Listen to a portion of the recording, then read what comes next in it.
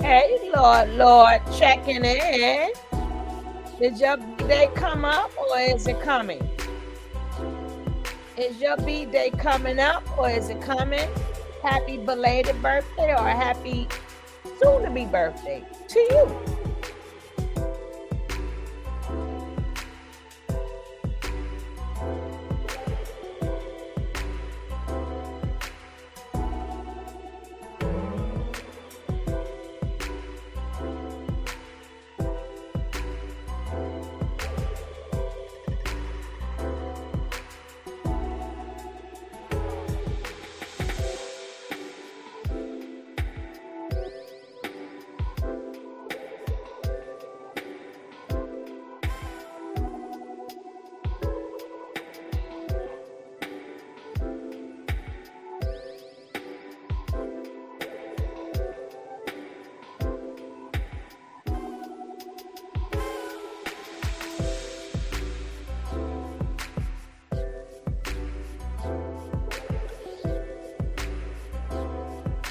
Oh, November. I thought it was this month. Well, anyway, just in case I don't see you, happy future B-Day.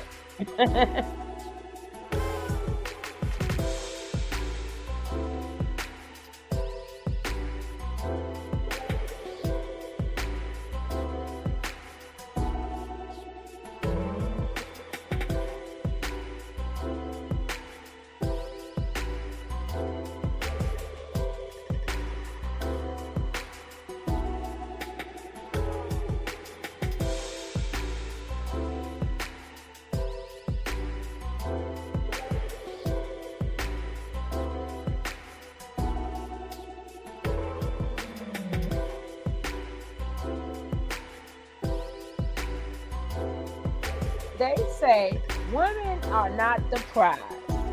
So we're going to check out Miss Pearly Tings, and we're going to do a response to are women the prize? And why you cannot consider yourself a prize. I don't care if you're a man or a woman. You are a prize. See, I don't know, with all this new male worshiping coming at, but back to the days, you had to work for everything. It just wasn't given to you because you was a man. You had to show and prove, just like a woman. You had to show and prove. Not because you was a man. And they talk about all these men they don't even know. And they give out all these different things of why man. And they haven't, I would love to see how, not what men should be doing. I want to know what the men you talking about doing. Just like everybody can't be a mother. You understand what I'm saying? Everybody can't be a mama. Everybody can't be a good mother. Everybody can't be a good father.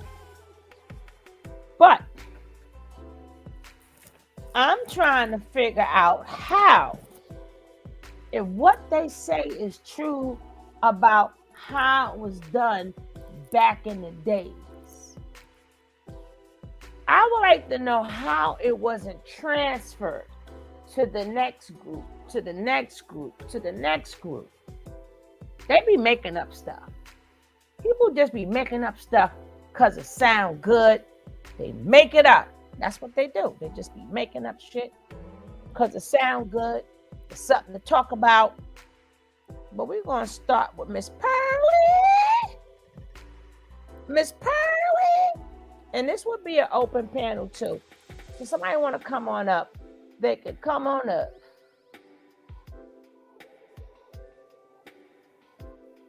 This is fair use. This is fair use. Don't come after me, Pearly. Put a little, do I got a little fair use sign there? Let me see. I should. Yes, I do.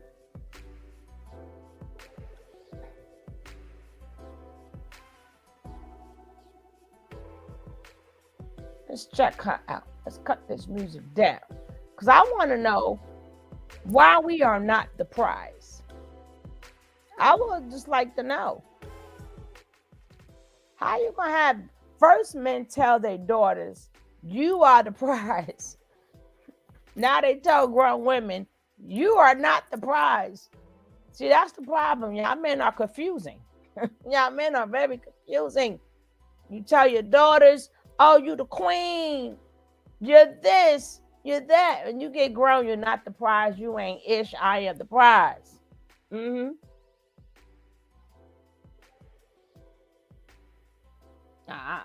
I'm just saying. Well, let's go.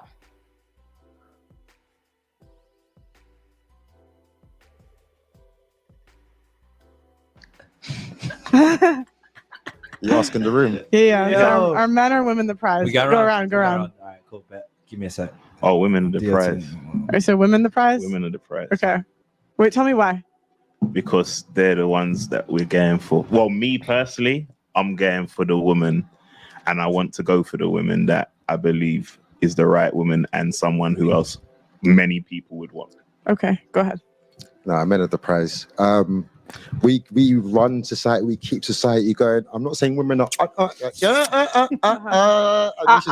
You run society. What society do you run? What society do you run? We run society.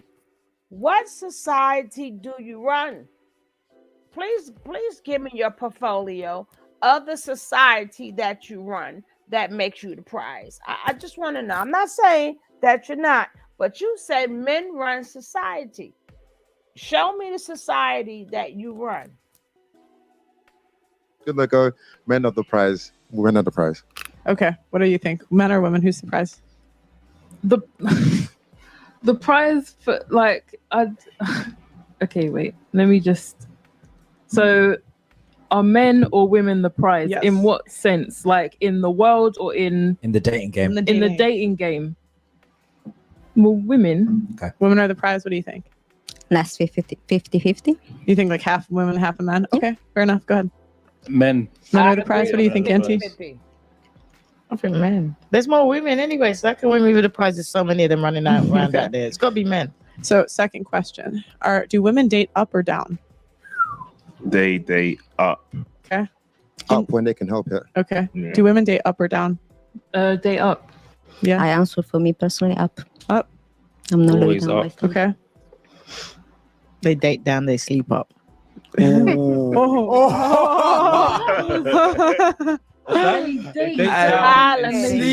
up. Yo, that's cold. That's cold. That's cold. So if women date up, wouldn't that make men the prize? That's a good point. Yeah, it makes sense. No. Really? Absolutely It's not. a Yeah. good point. I get the point, but I Absolutely don't. not. I still don't see men as the prize. No. Why not? Like, So let me get this right. You've acknowledged the point. yeah, Acknowledge the point. I understand where yeah, I let me- understand the point. Allow me to finish. So Right. you've acknowledged the point, Right. but you don't agree. No. Can you explain why?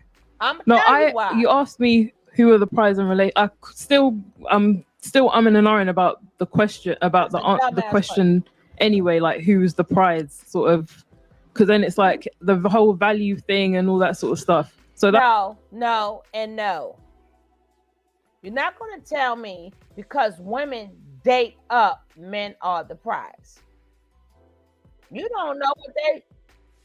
You don't know where they started from. First of all, so dating up could just be somebody working. That's like me saying, you know what? Men, do you date up or down? Like men, do you date the type of women that's going to have these babies and leave them on you? Or do you want to date a woman that's going to take care of the household? So if you're going to want a woman that's going to have babies and leave you as a single father, and now you got to work, because remember, you have such a good job. Now you got to pay for all these things. So are you dating up or down? Who would be the prize? Who the lady said it right the first time. 50 is 50-50. But you're going to convince me. They always trying to convince you with this bullshit. That's all it be, is bull crap all the time. And it's a shame. It's 50 million shows that have this. And you know, the hyena, somebody finally married the hyena. Somebody finally married the hyena. So I guess we should be happy. But her mouth is, you can't tell her nothing. She done finally got her a piece in years. She don't know what to do. I wish she'd tell her to shut up and do the womanly things and get off the internet. But he see all that money she make on the internet. He said, boy, that's income. That is income. And she like, yeah, baby, I did all this work just for you. She got to give that man all her money. Yes, she do. She got to give that man all her money. Because now she's married and all that crap she done talked, she got to give that bank account up and everything. And she better not say she didn't, or everything you said is a lie. But let's go. that's why I just said women, just to give an answer, that women are the prize because of what they bring to a relationship or whatever it is, right? I just said it, just whatever. But then what was it you said again? That why do women date up? I said, do women date up or down? And so if majority of the women here said date up, then why would a man would be the prize? Yes. But then dating up, you're not dating down. So if they're dating up, then the men are dating down. Oh no, but yeah, no. But if women are dating up and men are dating down, you're saying that women are not the prize, that a man is the prize. Yeah. Do you see how she tried to trip that girl up? Because a woman is dating up, that means the man is dating down. The man can't be dating his equivalent. He has to be dating girl bye. So then men would just date men because men are the prize. Why are men dating down? If a man is the prize, wouldn't all men just date all men? Oh no. No, do you think? No. You got him with that one. They're going to flip that around. But hey, if men is the prize, they go for the prize. If we ain't the prize, then I'm just saying. Go ahead, tell us, sister. This is Like because okay. I didn't understand the whole Because prize we're talking about straight people. Okay. So they wouldn't date. Why would men date each other when they're straight? This isn't. You just said men are the that would make men the prize. Yeah, because men could date up, but they don't. They date down. Yeah. So then men would be the prize. That means they don't have a choice. There's some women that would be up. There's some women that would be down. There are women that would be up, like Oprah is up, right? So then a man has to be above her to date down to her. Is that Why? what you're saying? No, Oprah's not up. No, I'm just general. Like I'm just saying, right, like okay. value, money, whatever. I can't Income think of a No, young no, rich no, woman. no, that's not up though. So what's up then? Got a point. For The men? biology aspect they Can was I- talking So about, a I woman think, that is for up women. or a woman that is down. Margot Robbie. That's just- So someone that's young. Someone who's young. Yeah, and exactly. beautiful. This is the So point. someone young Actually, I and think she hit 30. successful. I gotta find someone that's 22, but So, So young, Margaret- young and pretty. Yeah, babe. you want somebody young and dumb. Y'all young girls better wake up. Cause that's all they see you as is dumb. Dumb and dumb. Yeah. So Yeah. young Virgin and pretty is with dating a up. lot of eggs. Yeah. So if she's Yeah. young and pretty and works in Tesco, Yes, like you said, exactly. She's up. Yes, in the we're gonna- dating that market. means Yeah. he's dating up. Yes. It depends on her personality as well. Okay, her personality, Nah, all of that. She works in Tesco. Personality, she's 20. She's young. Her body count is 0. Whatever. Yeah, Yeah. then you're Then up. then the Yeah. man is dating up. Yeah. Yeah. do you know her? There's some guys that might want No, to get her because you number. guys are throwing stuff in. That's the point. So she would be considered high in the. So in the she's dating high market. value. Yeah. in the dating market. Yes. So then, wait. So I'm now, trying to. here's my Okay, thing. Yeah. You're now starting to understand how men think. We're totally I'm different Was from the light bulb I'm went off? getting Yeah, the you're getting clock there. is right. So Yeah. Yeah. if that is a woman that is high value, Yeah. and then why would that woman want to date you?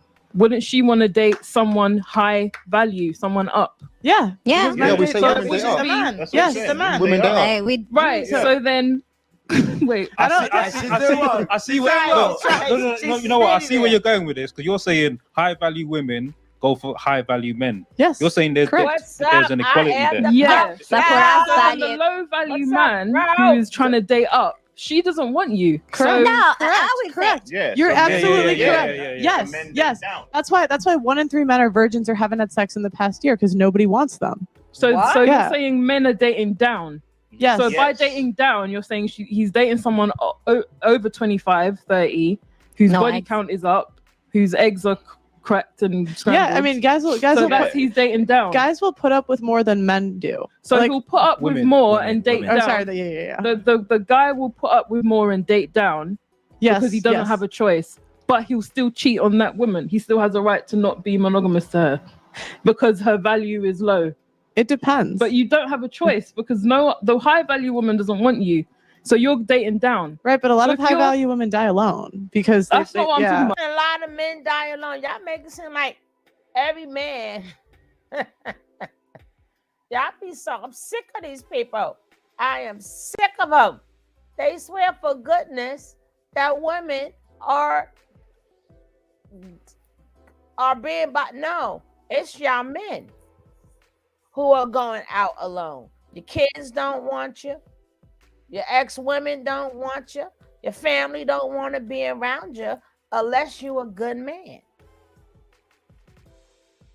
I truly believe that it has to be 50-50. A good man needs a good woman, and a good woman needs a good man. And that's what would make them equal. But y'all don't want women and men to be equal. Y'all want a hierarchy. And especially if men, how can you be certain men, not all men, but there's no way you're going to cry about how men are raised with no fathers in the house. And now you become a man who has no training on being a man. No training at all on being a man. But you're going to tell me you the leader. And you wonder what's tearing us apart. You wonder what's tearing us apart as people. There's no way a woman should not look at her man and say, and be with her man exclusively and get married and not say, he's my prize. And there's no way a man should look at his woman that he loves and not say, I mean, everybody, I don't know how old you guys are, but everybody wanted the prize in the Cracker Jack box, right? Everybody wanted the prize because everybody wanted to feel special. What's up? I am the culture. What's up, Suge? Peace, King Kevin, I just got off a live over there, so I just came over here because I was bored. Well, I had to tap in when I saw the title. I said, let me tap in real quick. What, tap in? Well, I mean, it's not a lot to say because you got to realize, like, when you're these people that are talking, you know, I just, like, I don't know, man. It just, a lot of it is not realistic for me. And maybe because, you know, I'm out of the loop. You know, I've been out of the loop for the last 25 years. Now, don't give away all your good stuff because we're going to do this on the podcast. Okay. Which you missed last week. I know. It's okay. Well, you know. Plenty more to come. But that's going to be probably going to knock out 2. But we're going to definitely knock this one out. So we're just going to go off what they're saying. But when we do our own, then we can talk about prizes and all this other stuff. But these are the mammies. And that's the mammy. Yeah, and that's the mammy. And that's the mammy. What's up, Coffee? That's the mammy that everybody she got busted for quote unquote allegedly. Come to find out she don't like us black people. Which one? The only one who wouldn't like black people. Look at her. Pearly? Yeah, Miss Pearly. You ain't know? She got black co-hosts and she stay having black guests. Johnny, she got caught out there. They on her ass like rice on gravy, baby. I hadn't even heard about that. But yeah. Look it up. They all and they had to, all the people had to, everybody had to denounce her, honey. They had to denounce Well, that's her. why I say you gotta think about the people that you listen to. Spice is Nice said it. These people crazy because you got to remember the people who you see on social media are on social media for a reason. It's because they're controversial. It's because they spark emotion in people. You know what I mean? And usually, you know, for the negative, the people who they have speaking on the right, they always say racist things. They always say, you know, make incendiary comments. You know, that's why they are on the TV for the right. And then same thing with people on the left. And when you see these people, it's just like when you're watching some of these other stories, you can only take it but so serious. Yeah, but she's another one, just like the rest of them. They use us to build themselves, their platforms, their radio, their companies, their brand, you know. So, and we so stupid, we fall for it every single time. Well, not we, but people who want to be liked, you know. And this woman, I mean, all her videos is, you know. And I remember the first video I think I did of her, and when I'm listening to the video, I'm like, black girls, why are you there? 95% of her guests are black women. I don't know if it's gonna stay like that now. We're gonna have to see how it moves in the future because the heat is on her. The heat is on her now. But well, what I'm saying, I'm sorry, Suge. Look but she built her platform off of us already. She already did that. How many times do we find out when we support a certain designer or a certain artist, and then we find out about? Ready to say that. That's why I said people always got. That's why they tell you. I'm sorry. Then okay. Don't worship false idols. These people are just like you. They just can sing or shoot a basketball better than you. But everything that ails you, it ails them too. So these people are, you can't look up to these people like they're more than human, or that they're, they have an expert opinion about something. If that was the case, these people would all be in happy, long-lasting relationships. But most of these people who have relationship shows and do platforms based on relationships and, either the manosphere or the, like she'll call them the mammies. I say what? You call them the mammies. Oh, the man. I just love that word, but yeah, it's yeah. Then you got the hyena just got married. I'm so happy. I wish she shut her ass up now. Ooh. The hyena chick. I used to go at her all the time because them men pay her money. And I don't even know who that is. I'll show you the hyena. But the hyena, now that she's married, she should not be accepting money from any men. So she is not supposed to do this anymore because of her religion. But no, that's not. See, you know what overrides that? OnlyFans, the bag, the brand, all of those things. And she's an orthodox Muslim. Religion is a vehicle on social media.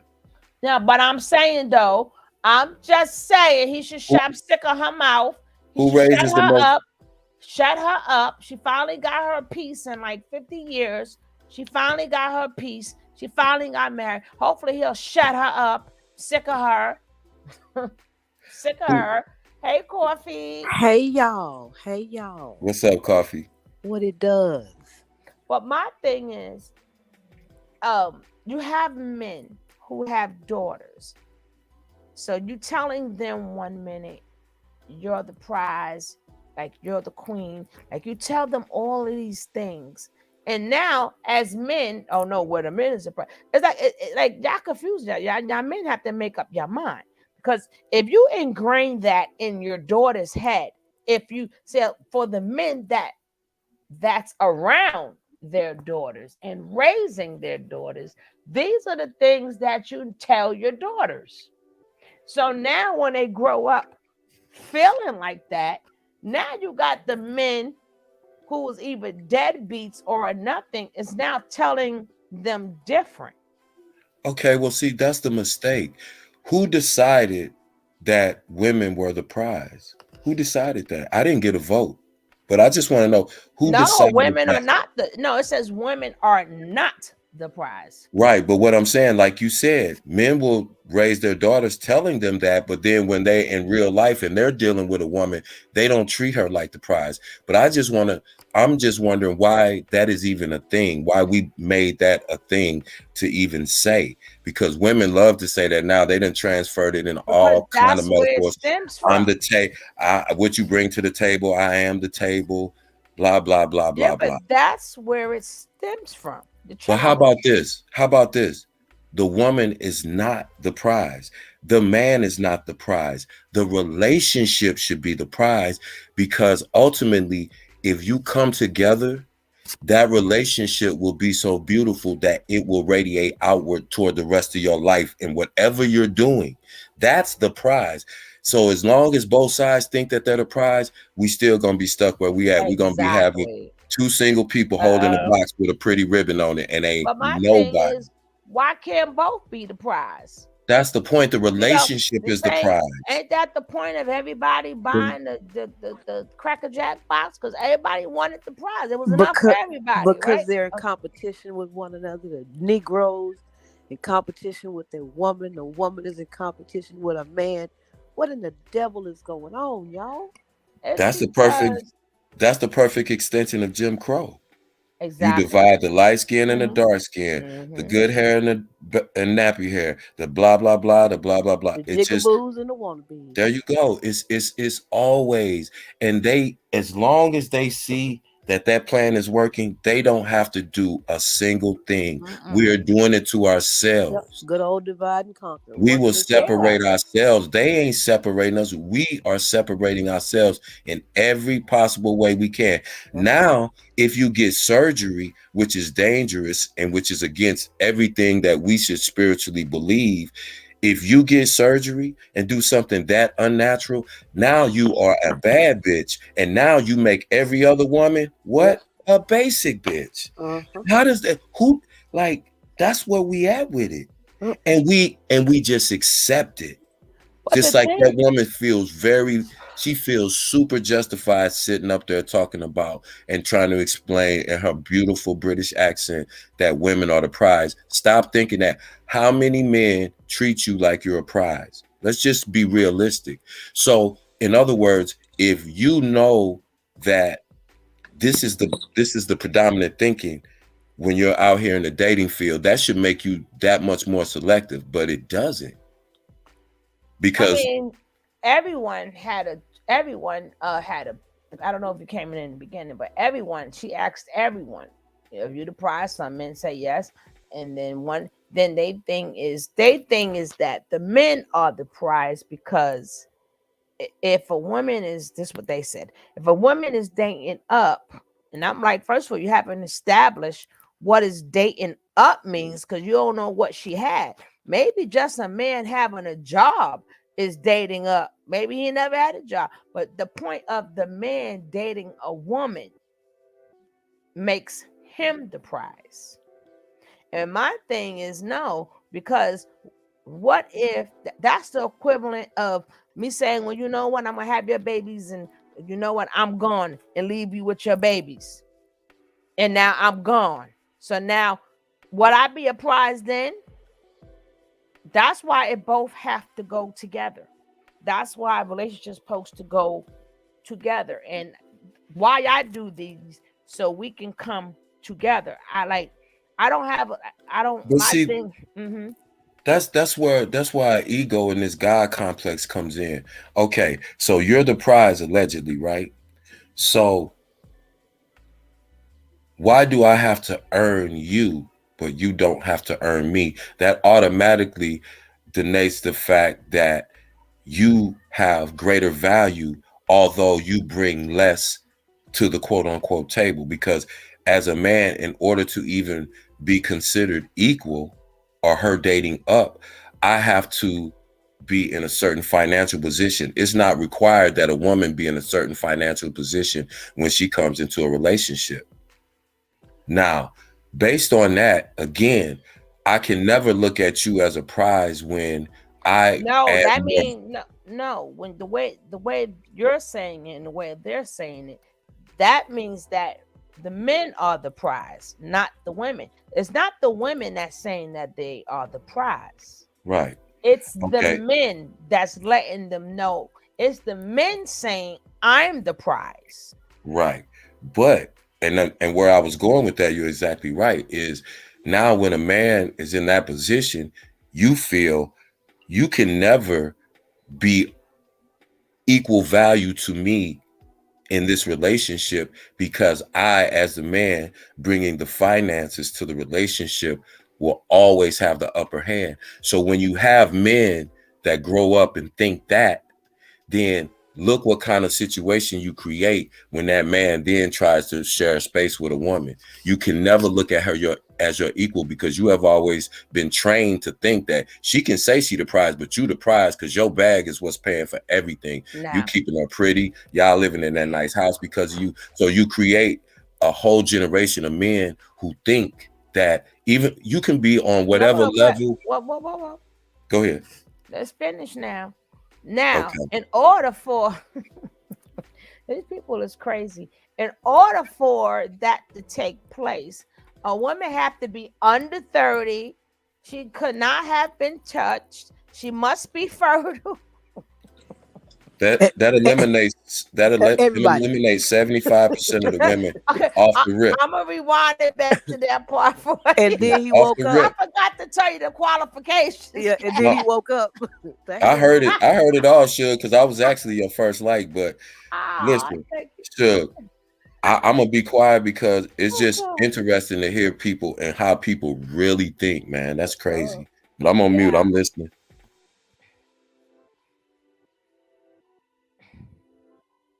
And then we're gonna get to the next one because this one is short. But this she's a shit starter. But let's go. I mean, high I'm value talking women about die alone. Some. So guys, you Why? should put more Wait, wait, wait, wait. somewhere else. Wait. What are we defining as a high value woman? Sorry. I'll explain. A lot of They just eight. said A a lot of. high value Sorry. woman. Wait. I'll Let's- explain. let's- I'll explain. A lot of 8 to 10s that are very pretty die alone because they can't leave the streets because they're so used to the attention. Like that. Like what? Sorry. Go ahead. Guys, By that, then you're so used to attention. This is like honestly, I've just heard this from guys. This is just like strictly. This is just the experience that I've had like talking to guys the last like 2 years. Yeah. And they just say a lot of girls that are like very pretty and they're given like that's the most valuable thing you can be given is extreme beauty. Like you come out, you can get a modeling contract, and girls waste it, and they waste their best years. That doesn't make you high value. Just So you're right. You're right. Sorry. Technically, Now, what they mean in their world is a working woman. They mean them years are supposed to be like childbearing years. They thinking that because a woman have a job or because a woman have a career, she's wasting her life. Wow. Like so. You haven't seen them when I go off on them hyenas and stuff. So basically, so let me just speak so people could understand. That's what that means. She's basically wasting her life. If she's working or she's a model or she's pretty, instead of doing something with herself, she's supposed to be with the older guy, having his babies, and Let me just play devil's advocate. Mm-hmm. Let me say, first of all, I don't disagree with that. And I don't think she's quite saying what you're saying. She is, but no, that's what they're saying. Right, but where I disagree and the where I'm looking at it from the other side is we're just talking about we're not telling you what you're supposed to do. We're saying the reality of what happens in life. When women are very, very physically attractive, from the ages of 21 and maybe younger at a lot of times, but at least 21 to 27, 28, right? And maybe 30, because it's hard to let go. They are riding off of their beauty and their attractiveness. Again, going back to I have more value to men the prettier I am. And so you spend that time looking for that man to take care of you because you're young, you beautiful. They're saying it as in he's working.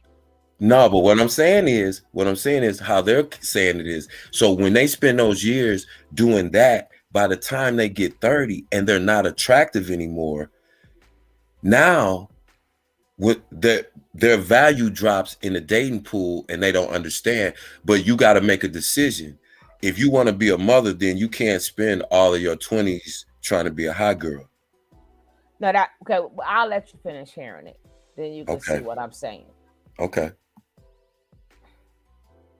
If we're gonna go high value woman, the man I misused the term. Like a high value woman technically has to be chosen by a high value man. Exactly. I just meant like very attractive women that are like the most sought after. They wouldn't be. You're right. I used the wrong term. In the streets.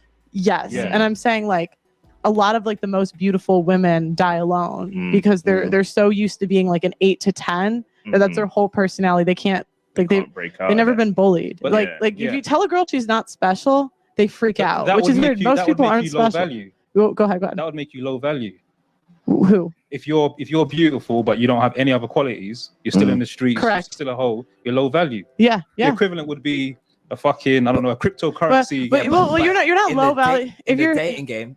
In the dating, if you're beautiful, you like someone that's 300 pounds isn't going to get in the same, like she could have a no body count. You're going to get the initial attention. Yeah. But if you have nothing else and you're a hoe, like your background, you've just been ran through. Correct. So at this point, but that's why I say like girls that are 8 to 10s often die alone. That's what I was saying because they're so used to that attention that I would say absolutely not. I hate when people speak for the majority. Like, so in that case, 8 to 10 men, they die alone. I see a lot. I go to these nursing homes a lot. Yeah, you see. I see a lot of men. More men are there than women. And they're getting those nursing homes. Than women. They're getting those nursing homes even younger because they've lollygagged around in the streets, wound up in a nursing home because they have nobody to care for their asses at home. There you go, Coffee. I was getting ready to say that makes it true what she said about women, because men are the same way. If you knew men and they were always known for being womanizers, you know, this, that, and the other, those are the men that you'll find that'll be in their early mid-60s that are in a nursing home, and they have absolutely nobody care for them because they was always the fly dude that was attractive, that had a lot of women, had a nice car. But that was really all it was to him. And so once he got older, he wasn't the, you know, most attractive dude or had the most money, or then it was like he didn't have anything because he wasted the years that, like that dude that get up and go to work every morning. He might be married 23. I'm not the most handsome guy, but I bet you I got a better life than a pretty nigga. Yep. I bet you. I bet you. My thing is that it goes both ways. You That's know, what I'm saying. Women and men. Yeah. And you can't. I'm always gonna keep it equal, right? Because to say what happens to the goose could happen to the gander. But my thing is to push it. Like even like with heavy, big bone women. That's who they cheat with, because when they cut off the lights, they want to feel a woman. They do not want to feel something that feels like them. I have heard that from plenty of men. Can I tell y'all something? I'm gonna let you say, once they cut them lights out, they don't care about how big you are. Only what they used to call that, the 3 a.m. women. I forgot. They used to have a name for that. So they used to have, you know, I know what you said. I forgot the term though. I know exactly what you said. But the thing is, before the sun come out, you got to be gone. But either way, they still found their way to them, because, you know, I have never been in, or I ain't had a woman, been in a woman. I don't know. But the men be like, man, that's some good stuff there, you know? And then you wonder how she ended up knocked up. And then the big old trophy, beautiful women is trying to figure out how this big woman having a baby by my man, because they, you know, he don't. But my thing is that they always want to knock like big women or big men, or I mean, to me, you love who you love. But these type of shows, they try to dictate like who you supposed to love, who's high this. They're trying to set the narrative. Who decided that y'all decide what high value is? And what is high value? Every human being has the same value to me. Now, what you bring into a relationship matters more than what your status is, like I said, because you are not the prize unless the relationship ultimately works. So ultimately, the relationship will be the prize of two people agreeing to be able to cohabitate with each other without ego. And let's see how that goes. Let's see how that works. Nobody's in charge. Nobody's the boss. You just magnify your strengths. I'm going to magnify my strengths. We're going to put those together. And whatever our weaknesses are, we understand that and we work with each other through those weaknesses, but we're gonna be a unit and we're gonna move like that. Let's see how that works. See, that's they will tear you up saying some good stuff like that. Can I tell the women a secret, Shug? I just want to tell the women a secret real quick. Women, I hear women say this all the time, and it kind of speaks to what you were saying. Why he cheat with her? She fat or she ugly. He at least could have cheated with a cute one.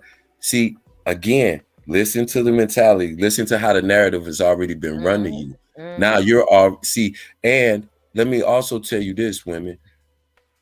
And I don't know if any other man who might be listening can chime in, but in my experience, most of the really super attractive, pretty women, they are not good in bed. They are not fun. And they usually don't have the qualities that men dig. The thing that they bring to the table is their attractiveness.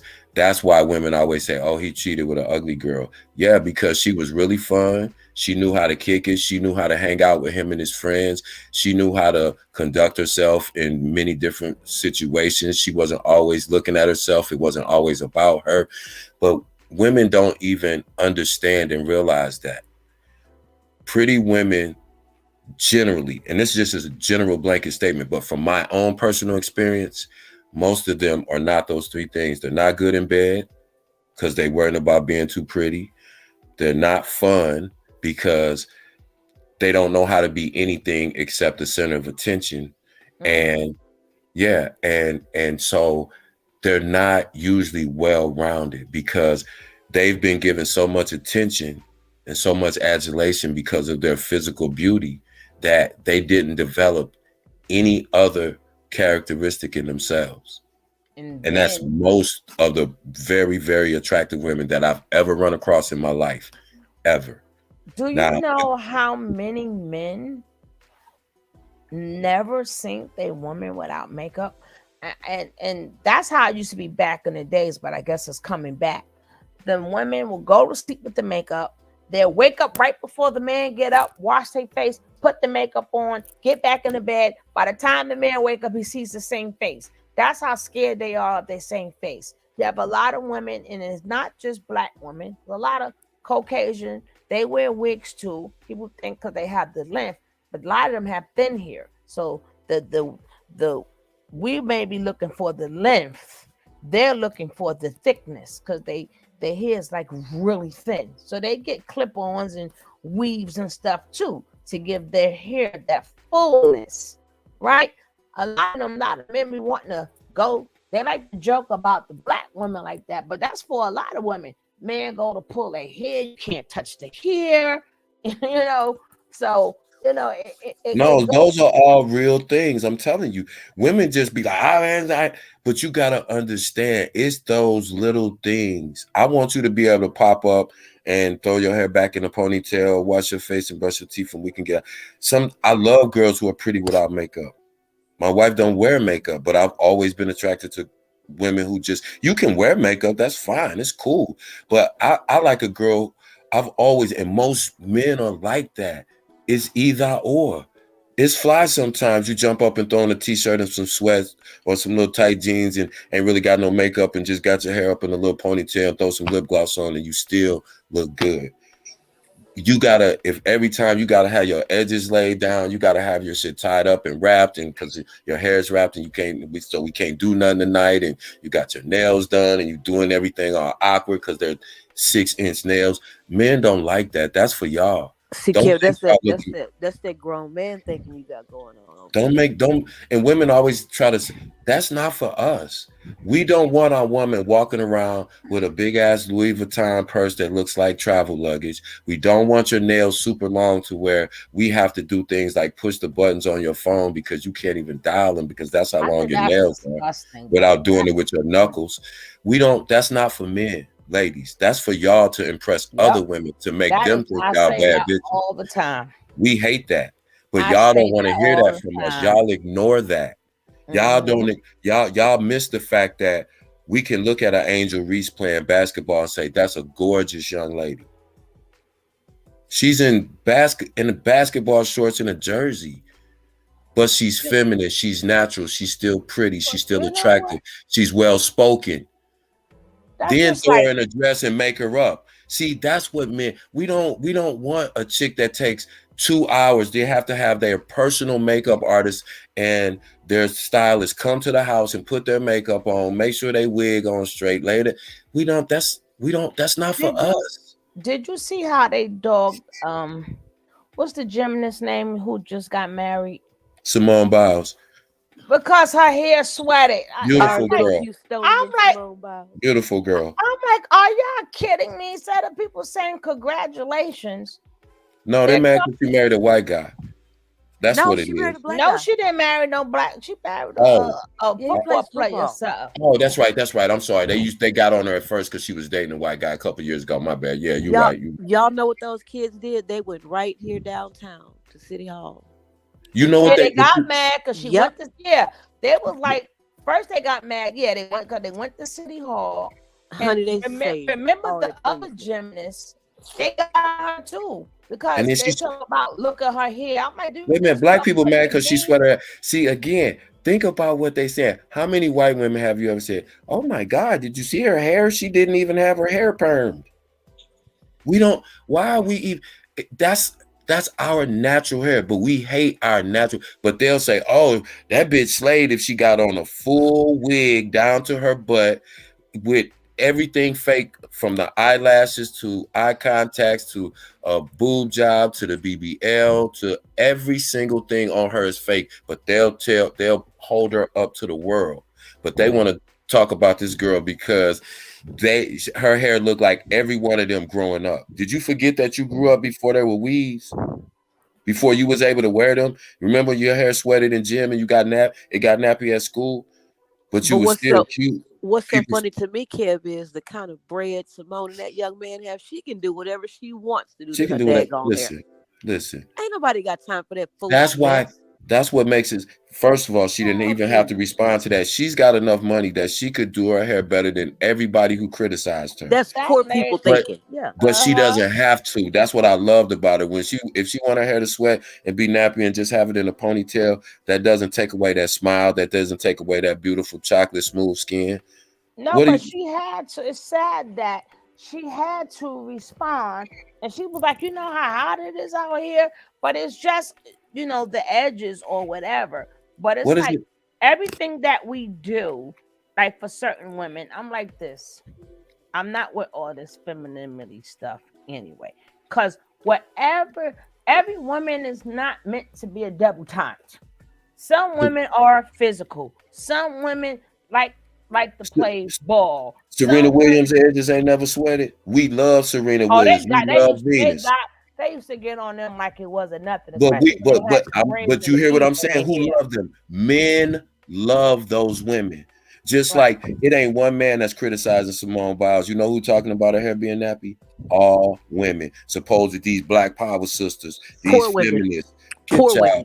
Yeah, see what I'm saying? Like, get on, man. Like this. That's why I said our community is so backwards and fake, and we glorify the exact wrong thing, and then we try to criticize people because they are them natural selves, and they're comfortable enough where she don't have to explain how hot it is. She don't wear weaves. She don't wear. Why are you mad? Because her hair, you think her hair is nappy.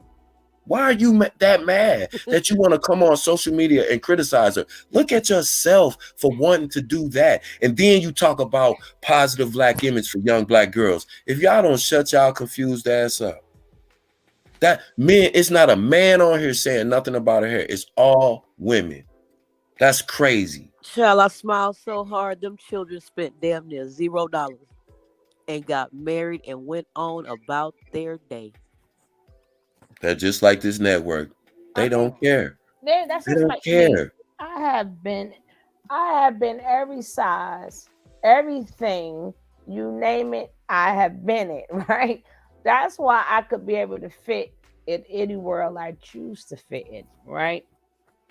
But what I realized, because I was a tomboy growing up. No, I did not want to play with dolls.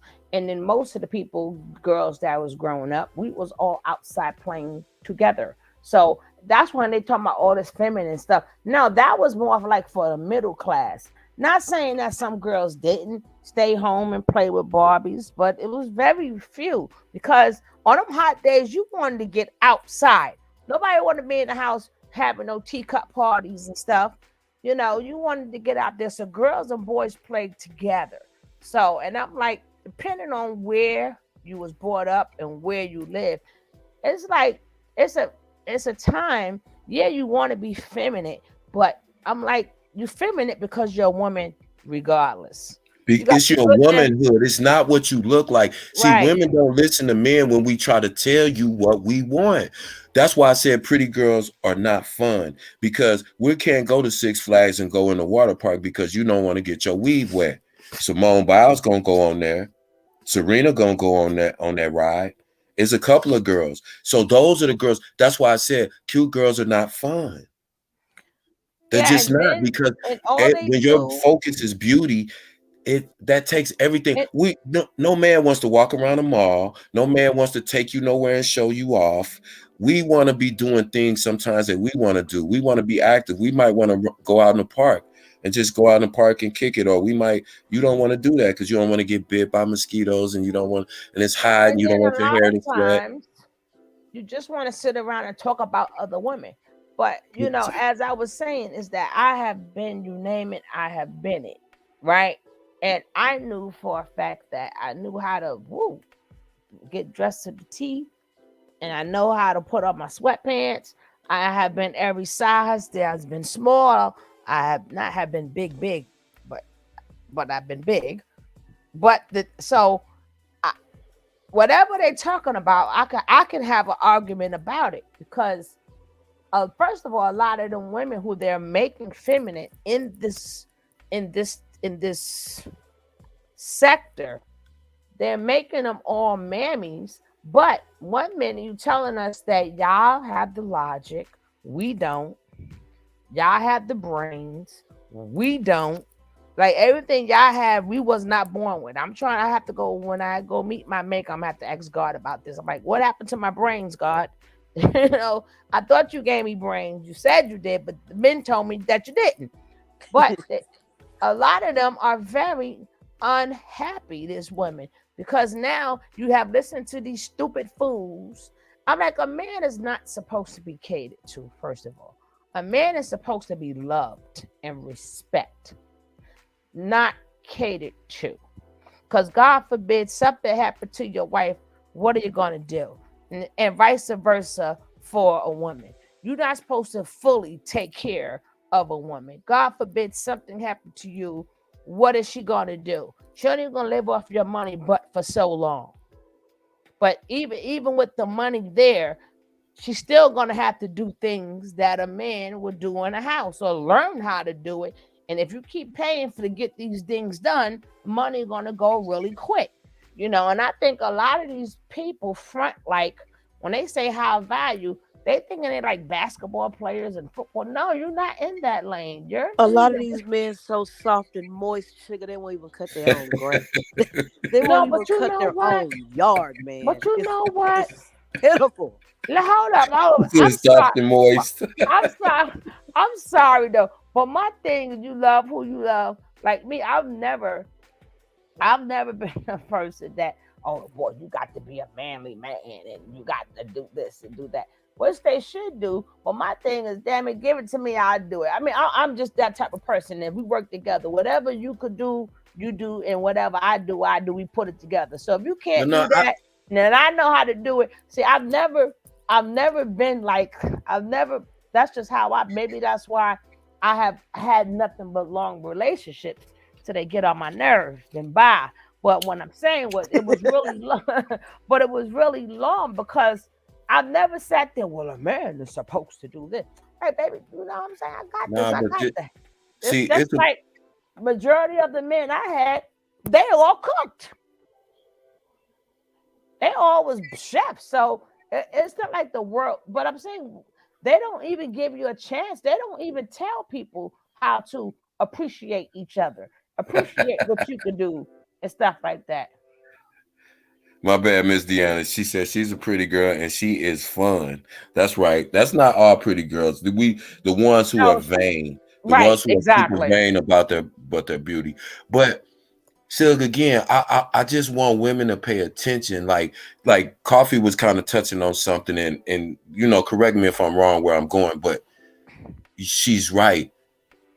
A lot of the problems in relationships is because men are so soft and women accept that in men. Now, we're not saying every dude has to be a mechanic or know how to build a fucking house. What I'm saying is there are certain criteria that a woman should look for. And only one of those things has to do with the financial aspect. These are facts, and you can do the research because I already did. Most relationships that are long-term, that last a decade and more, come from relationships where people basically came in at the same financial plight in life and they built as the relationship grew. Mm-hmm. Most relationships that are of a financial inequity, where most of the time the man has most of the money, and even when you have a sugar mama who's taking care of some young dude, but the majority is older men who take care of women. Those relationships, on the average, don't last any more than 2.5 to 3 years, because by that time he will have found a woman that was your age when he met you. So he's gonna go back 3 to 5 years. So you can get a nice car and a couple bags and some shoes out of the deal, but You're not going to get married, and then you're going to be 30, and then you're going to be 35, and then you're going to be stuck on this high horse thinking that you deserve a basketball player, lawyer, a doctor, and every other man you look down at your nose at. When you don't realize if your father was around, he probably got up and went to a 9-to-5 every day, as did your mother. But all of a sudden now we ain't shit because we're broke and we're low value. Well, my thing is, go ahead, bro. The cold fact is that there is 1% of all men, not just black men, of all male beings that are in that quote unquote high value category. Women don't realize that 1%, and only 1% of that 1% you may even come in contact with and have the possibility of even hooking up with. So I don't know where black people got in their mind calling each other broke, but it ain't nobody that I know that go to work every day that's broke.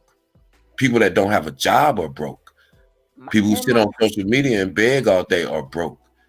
But people that get up and earn an honest living, the smaller ones are broke. The bigger ones got money. I'm just not any of us presently, but you know. The thing is this.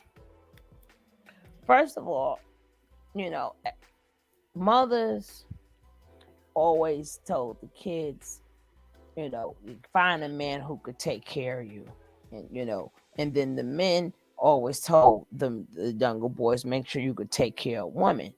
But that sounds good, but depending on wherever you grew up at, that's not how it happened. I understand, but see, we got to define taking care of. Hold, let me finish. That have always been said. Now, we have had that happen, but the way history show it is they both worked together, because always it was hard. One job, even today, couldn't hold down a household. So women always took care of the kids and had a side job. They either baked cakes or they went and it was a maid and they folded up, you know, sheets. They did ironing. You know, they always had work together. So we have always heard these things, but we've never saw these things. So I don't know where a lot of these people, especially these younger people, telling us how things was back in the days and how things was when it was not like that. Like back then, like the woman had respect for her man, the man had respect for the women. If he was on the good side, if you're on the bad side, the man worked hard. If he drank or something, we always had dysfunction. But if we take away the dysfunction, they did it together. Now, once you got up to the middle class, then that's when things has changed. And then the women became the stay-at-home mom, and then that's when the man was holding things down. But that was usually when you made it up to the middle class. But if you didn't make it up to the middle class, I don't see none of this. Because if we would have seen it, that means it would have came from our parents. And then if our parents didn't see it, then that means it didn't come from our grandparents. And the further back you go, we were separated. We was on this plantation, that plantation, or the women were, most of the time we was left to be single mothers because we had no control over that. So I hear what these young folks are saying. I don't know where they're getting this information from, but usually if a man and a woman, if they were married in the household together, they did things together. Same way when they sat up there, a lot of things, especially with the food and stuff, we the one taught them how to preserve food because, you know, when wintertime come, the women were doing that. But while the women was doing this, the men was doing that. But we were still doing things as a community and doing it. That don't mean nothing to these kids. They don't know nothing about that. We're talking about, if we're talking about modern times, this is just the questions we should ask. Why don't women think they're supposed to work today? They're mad about the women that are working, because they say that we are supposed to be stay-at-home moms. We are supposed to raise the kids. We are supposed to take care of the man. We are supposed to do everything for the man and do what the man tells us. That's crazy. We're not talking about that per se. I'm just saying, in general, women, young women, especially now, think that they don't have to work. I think that's just a generation period, because that's not like a lot of men are working either. I think they just got lazy. I think the generation itself got lazy. Because especially when I be working, the girls will be working hard. I got to kill these. Sorry, you two. I got the damn near. Come on, men. Why are always the one? But the problem is, I think it's the generation. So now you have these men now with this agenda that they have, trying to tell us, even though it may not matter no more, but if it doesn't matter, don't change history. Yeah, but like, okay, it's like, okay, if you came from a situation where you might have grew up without your father in the home, right? So 9 times out of 10, you weren't upper middle class. Not to say that there weren't single mothers who were middle class and upper middle class, but for the majority, the most of us in the last 2 to 3 generations, if you grew up in a single mother household, you probably had some struggles, right? So now, when did it become acceptable? You come from that background, but you have a man that say works at General Motors, and he makes 70 grand a year. You have a nice home, 2 cars, you got a couple kids, but that's not enough. Even for that woman that came from a background that she didn't see half of those things, those men are still told that they're broke, they ain't shit. So that's why I'm saying there's no middle ground. Even a man that goes to work and has makes an honest living, they'll listen to these type of women, these type of shows, and it reinforces that some kind of way you have to have this astronomical amount of money. I don't know. Well, not the manosphere and the red pill. The manosphere and red pill is opposite. The manosphere and the red pill is saying we have this money and you're not supposed to work, and they tell you that your education don't mean nothing. But why is anybody your listening job to them? Don't mean nothing. But so, why are they listening to them?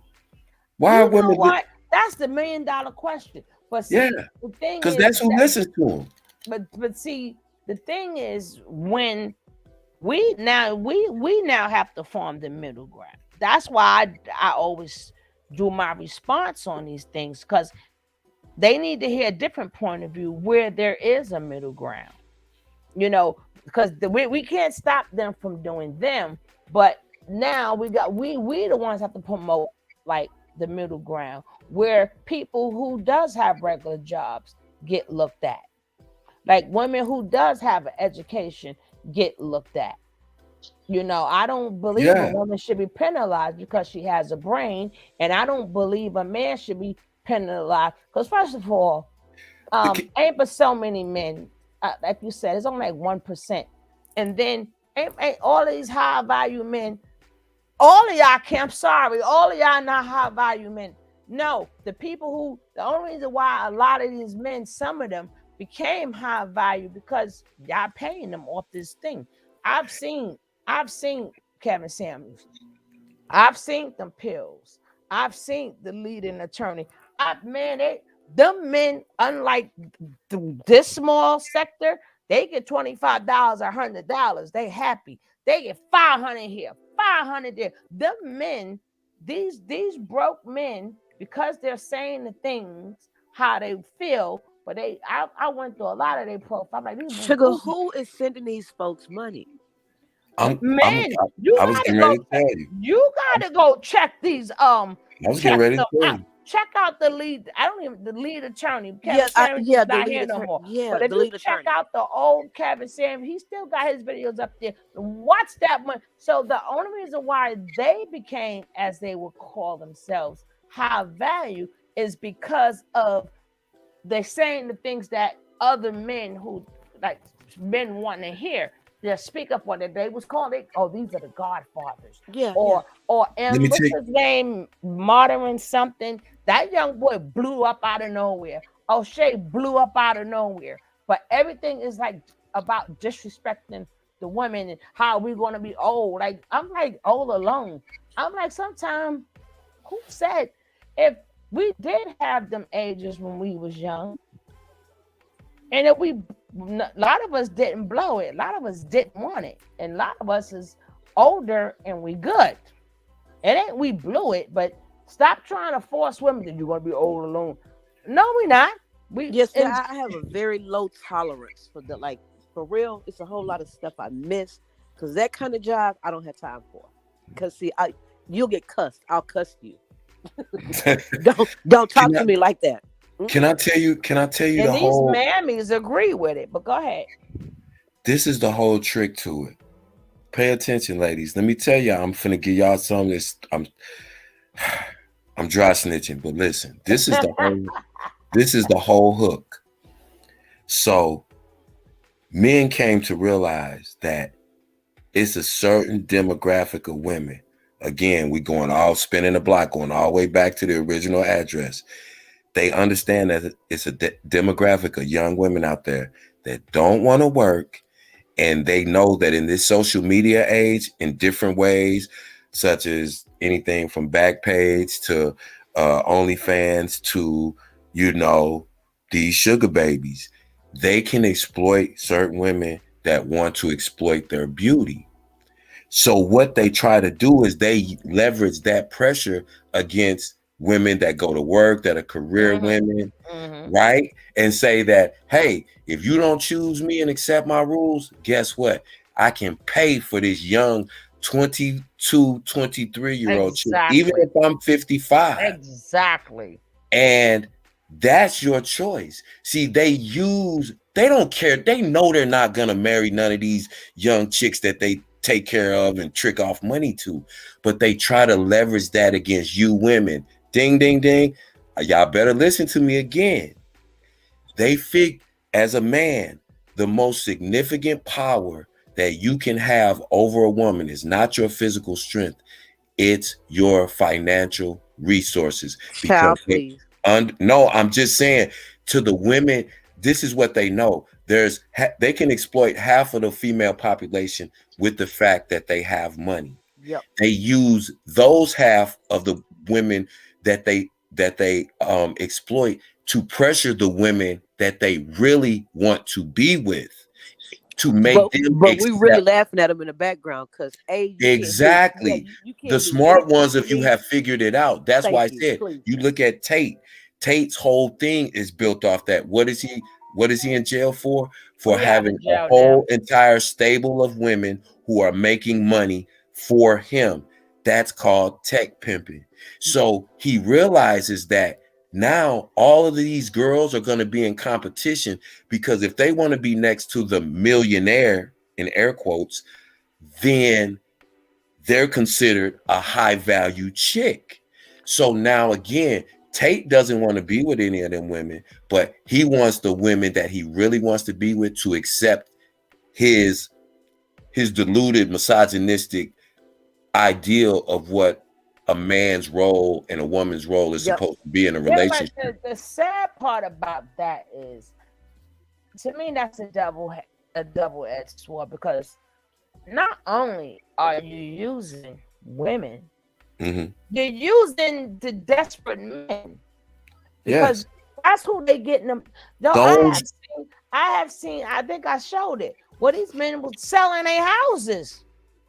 These dudes was paying $1,500. I mean, $1,500 a pop to go to Tate seminars, and then when you get halfway through the seminar, they offer this extended program, and it tests you, and it's supposed to take you to that alpha male level. And I ain't gonna get all the way into it, but basically what it is, they have you get into an MMA ring and have an actual MMA match, untrained, any of that, because that's supposed to push you past that point that you thought you couldn't go, and all kind of other psychological games they play with you. So now that you're hooked in, you're buying their books, you paying their Patreons, you're looking at thinking, and to get in the thing, you only could go. It's like they got a bunch of different rooms.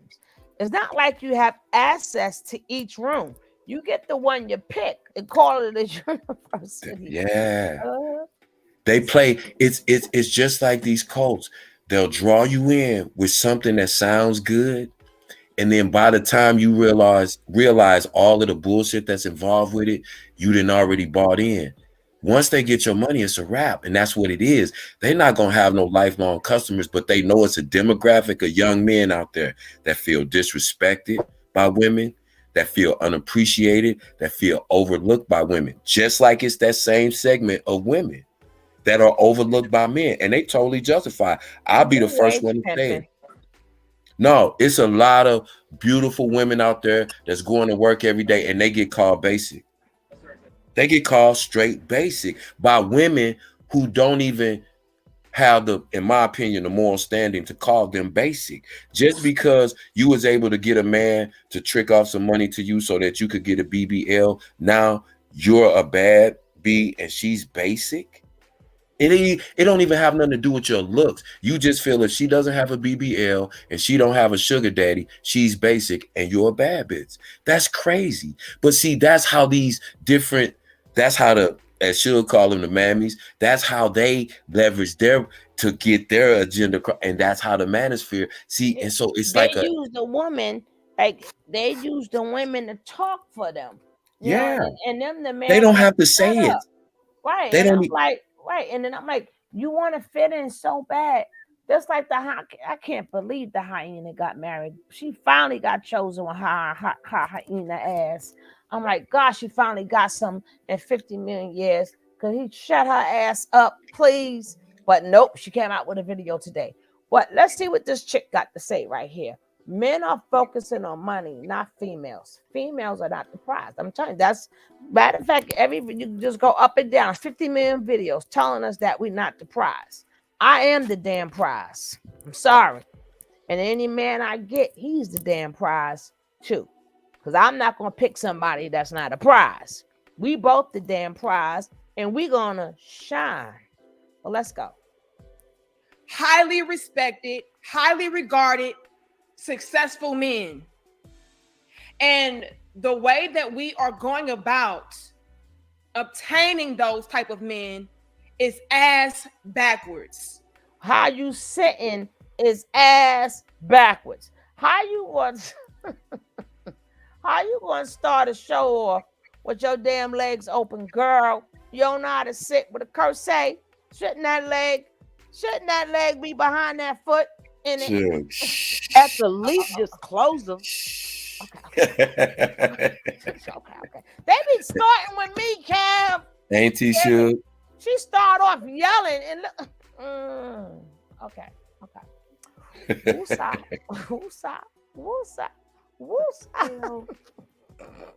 I knew Deanna was finna get her in the chat. I knew it. Oh, they be starting with me. I mean, at the very least, just close them. But you know what? And I'm glad both of y'all said that, because I want women to also understand that's listening. That's the exact thing that men notice, and that tells them something subconsciously, whether it's true or not. Because I'm gonna be honest with you, I'm gonna keep it a buck right now in this moment. The first thing that I saw, I thought to myself, wow, that's a gorgeous young lady.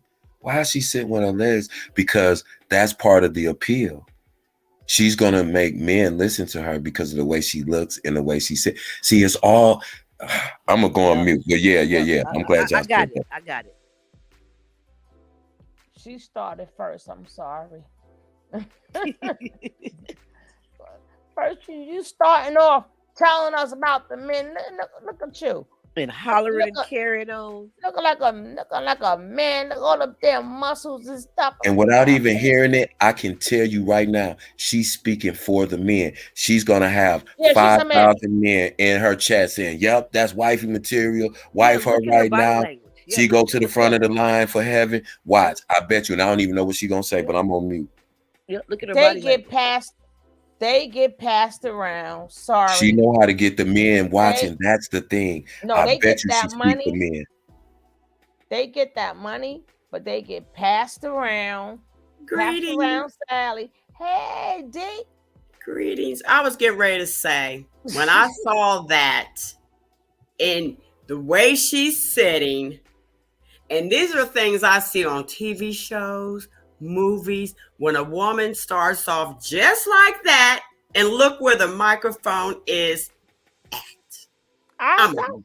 I was getting to that, but let her finish telling us. I'm sorry, you was too slow with that one. She happy she got her over 100,000 subscribers. She got her And her hair to the side. Thank you. Exactly. She got a little plaque there. She feel good and stuff, but let her finish telling us off, okay? Mm-hmm. And let me say this, you guys. Y'all give us 170 likes. I appreciate you guys for pulling up on me. Y'all are super dope. Shout out to the Crown Head Nation for hitting 6,000. Y'all are super dope. Thank you so much. Y'all like, share, comment, and subscribe. We have got to drive these points home. Let me say this, you guys. Men are making a conscious choice to put themselves first.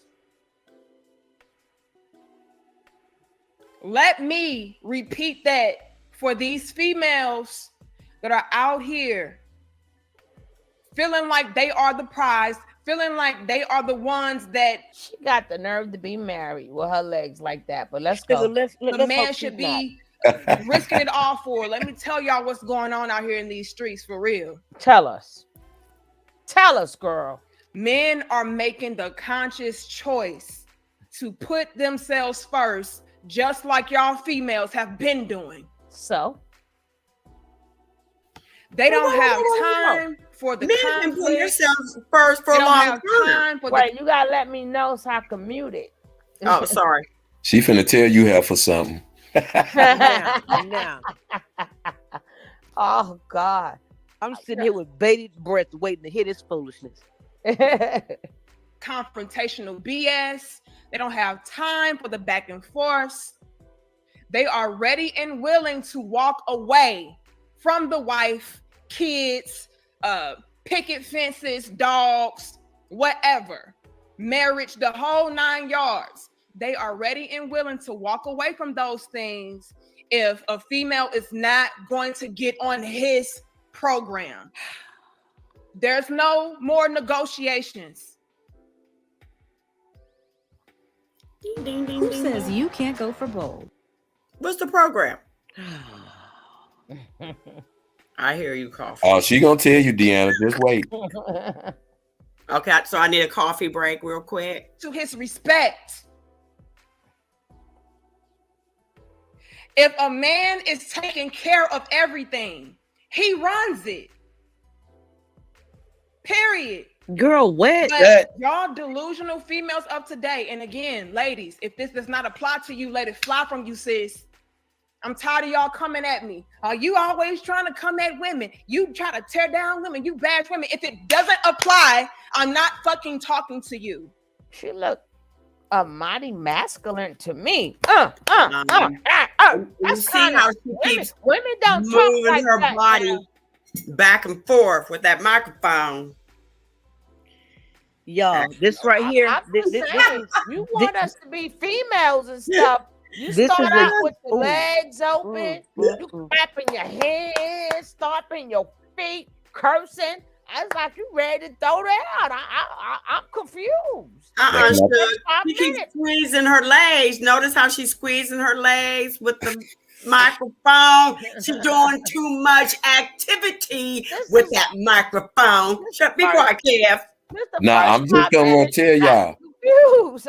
Do you Do you know what the men are saying in the chat?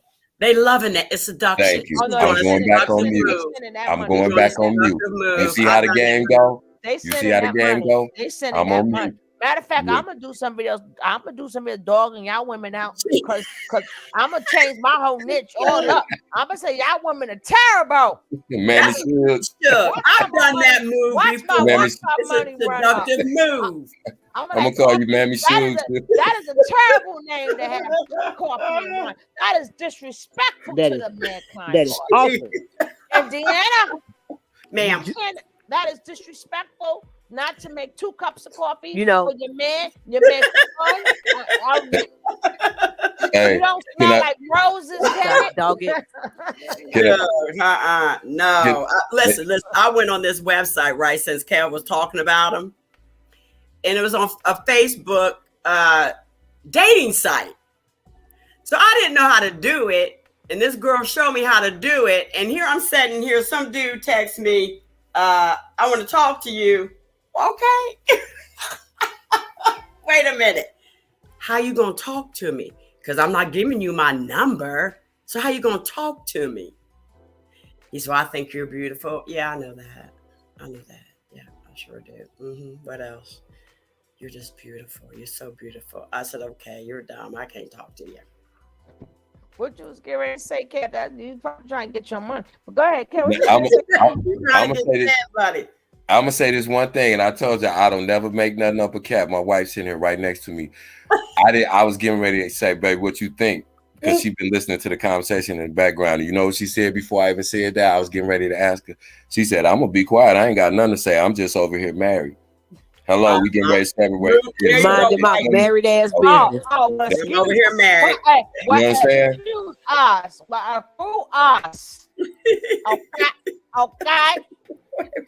She said she just over here married. She ain't got nothing to say.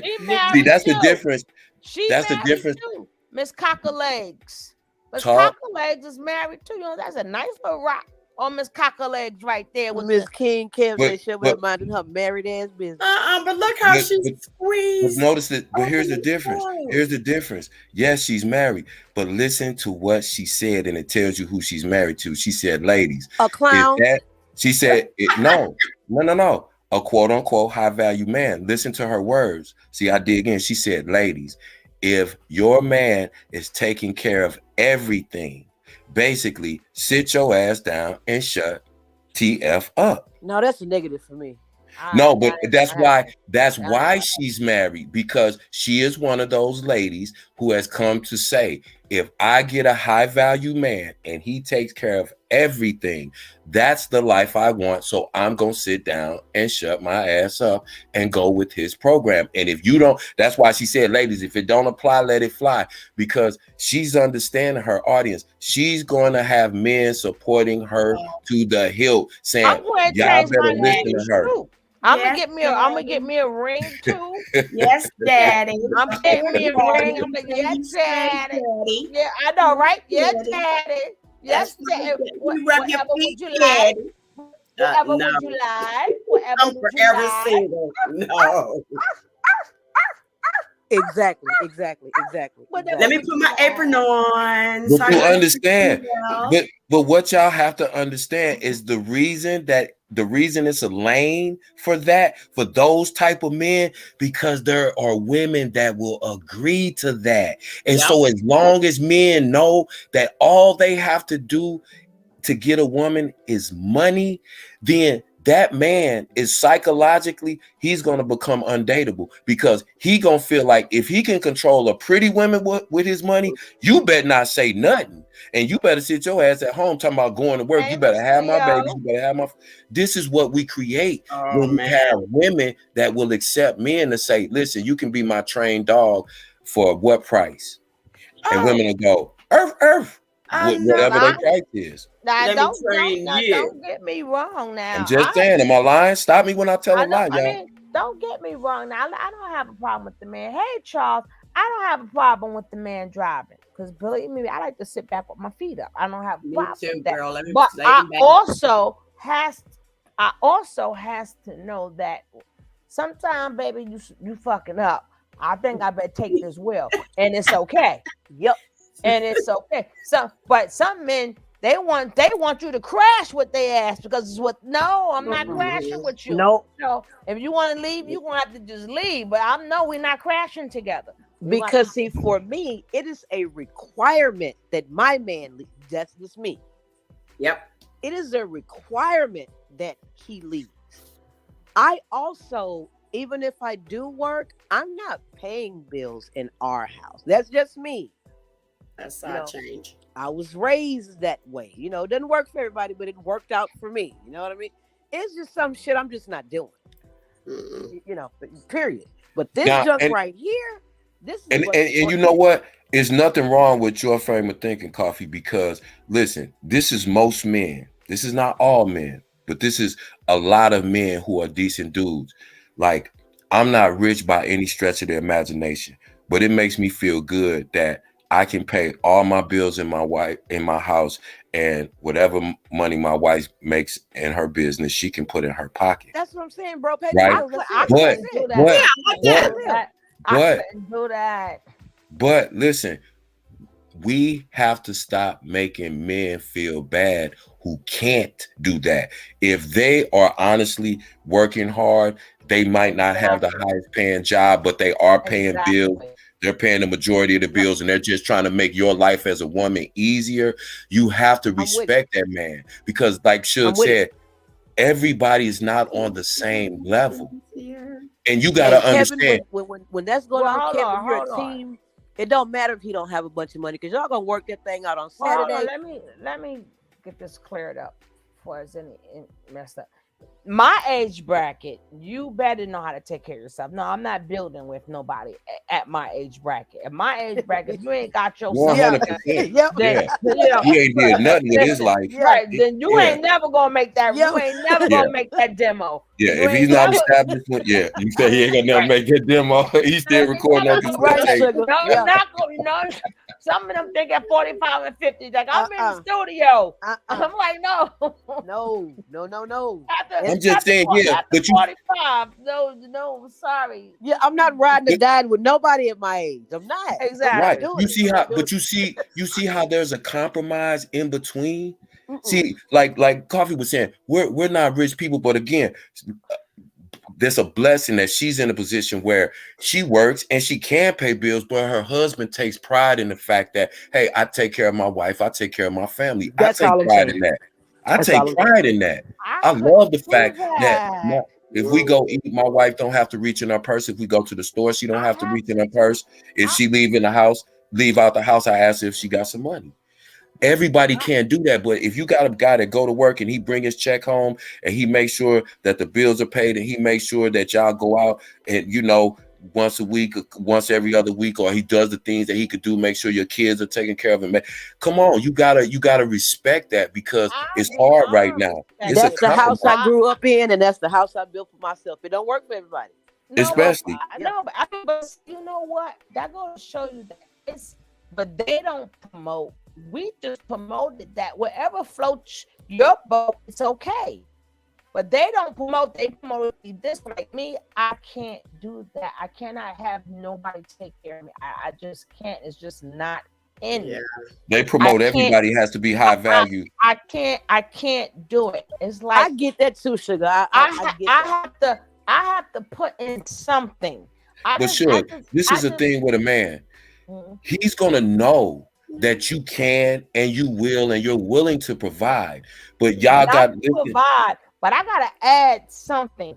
But listen, I have to add something. You have to listen to a man. He's gonna let you add. When you take care of him, when you make sure his food is good, when you make sure the house is clean, to him that's adding. If he can financially foot everything, and it's not hurting him either, but he's able to do that, a man takes pride in that. And when you insist on trying to add, he knows you can. See, we're not talking about you women. It's certain women. Any man that I get, first of all, he's cooking. All right. But any man that I get, no, I can't. I can't. It's not even. It doesn't even with my own moms. After I got a certain age, even by the age of 8 years old, I have to contribute. I don't feel like a whole person. I Yeah, don't that's your care. nature. Yeah. But Contributing is not always financial. It has to. No, I know what you're saying. You a but Leo, sugar it Suge. is, yeah, I for can't sure. get through to you. I'm not even talking to you, Suge. You a Leo. I'm not getting through to you, so I know this. As a person, I have to. I don't care if it's something small. It may not be something big. It may not be a thing of foot in the bill, but I have to find a way to contribute something. And I think cooking and cleaning just comes natural. That's nothing for me. That's nothing. Like, because the house should be clean. Do y'all listen to men? You're hungry. You should eat. So I don't see that. Do y'all listen to men? For a man. Do y'all listen to men? I'm like, yo, babe. No, but my thing is, my contribution could be there's nothing that you can buy us. Let's get this business. I don't know. I right. Just, even for my moms, I had to help my moms, and she was well aware, well taken care. At 8 years old, even at 8 years old, I said I have to contribute something to this household, and I went out there and I packed these bags. I don't know. That's just me. Listen to a man. Mm-hmm. This is contributing. If you never bought that man nothing, or if you did, you buy his birthday gift, but like you said, you just do the normal things. If he took care of the household things and you were to go out and start your own business, even if it was a nonprofit or you could do some things with your kid, to him, that's contributing. You understand? But I'm saying I have to do something. I cannot sit home. But it doesn't have to be. Sit home and just, you know. Well, see, when we know that you can and you will contribute, that's not what we look for in contribution. This is what a man, and women can be stuck all day and say, I know I have to. I get that, but you have to understand, giving and contributing comes in different ways. Like, it's like, to me, my wife doesn't have to buy anything to contribute. The things that she does, she makes my whole entire life comfortable. That's her contribution. It doesn't have to do with cooking or cleaning, but I have a beautiful, comfortable home. I have 3 little dogs that I enjoy. We go out and we have fun. Those things make my life comfortable. That's her contribution. And so the fact that I'm able to contribute to where I can make sure that our bills are paid, and I can make sure that she can do things that she wants to do, and I can help my niece. So so all our contributions are different. I don't know anything about tech. So anything that I need to get done computer wise, technical wise, my niece does it. That's her contribution. She don't have to pay no bills. I don't need her to. And it's what she does. She keeps the house running with tech. She keep thank you. Yeah, but I can't. I can't. You know what? I understand what you're saying. I'll be one sick puppy. You keep saying that shit, but this is what I want women to understand. Y'all have to listen to men sometimes. I was getting ready to tell Sugar, listen, that husband of mine, that Negro didn't even know his neck size, his collar size on his shirt. Thank you. You know why? He never had to buy a shirt. Exactly. But being with me, you're gonna have to get dressed because that's what I do. You know what I mean? I've done it all, and that's your contribution. I have done it. But just like Brother Kev says, he just appreciated. Even if you take his money and buy that outfit with, he's gonna appreciate that you gonna hook it up because you're gonna coordinate that junk. You gonna know exactly his tie size. Yeah, I do it Thank all. you.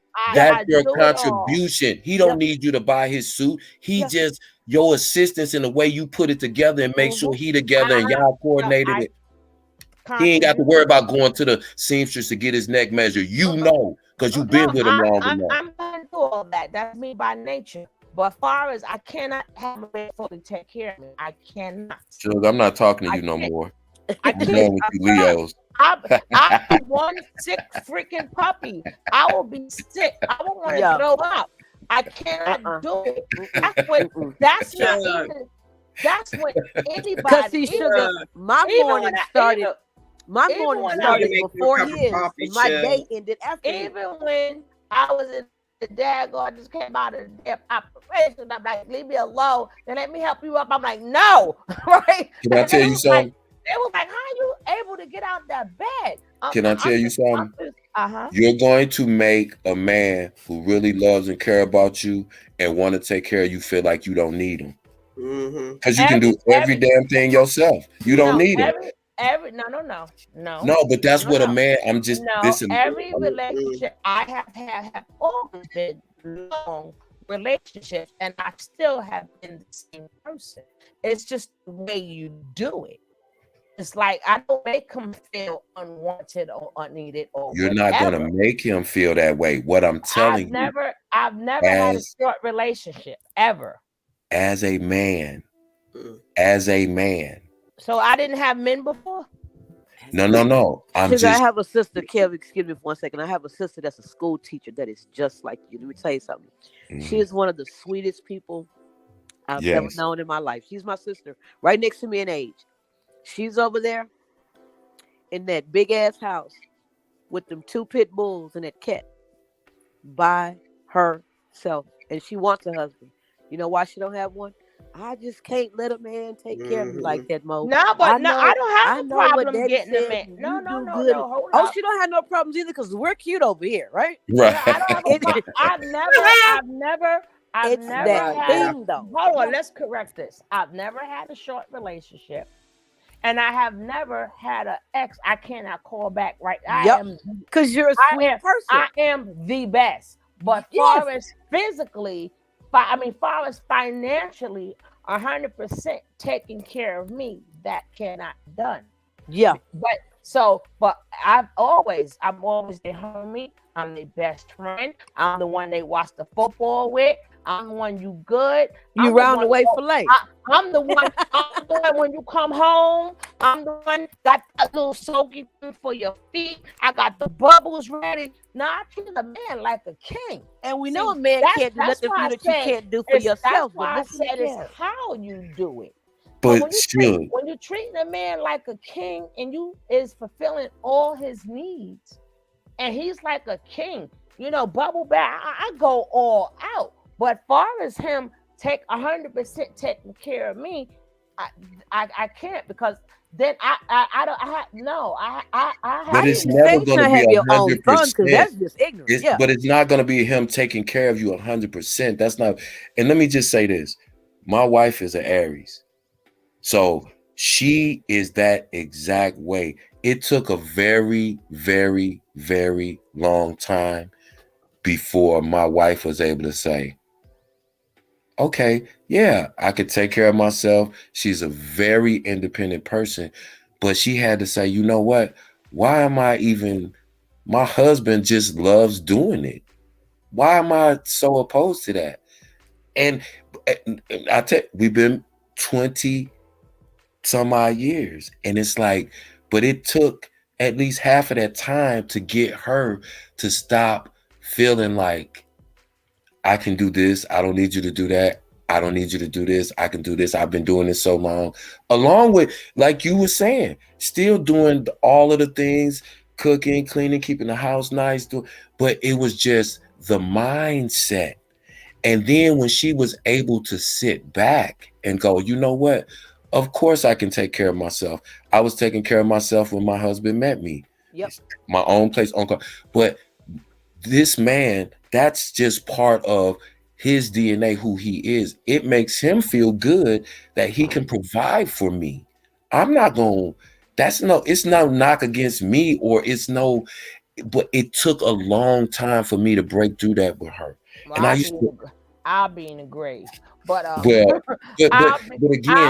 grave, it's not a man taking care of you 100%, because again, the things that we do sometimes, just like it may be, dude might be on his way to work and he might just stop by. Hey, you got clothes on? Run outside real quick. I'm in front of the house.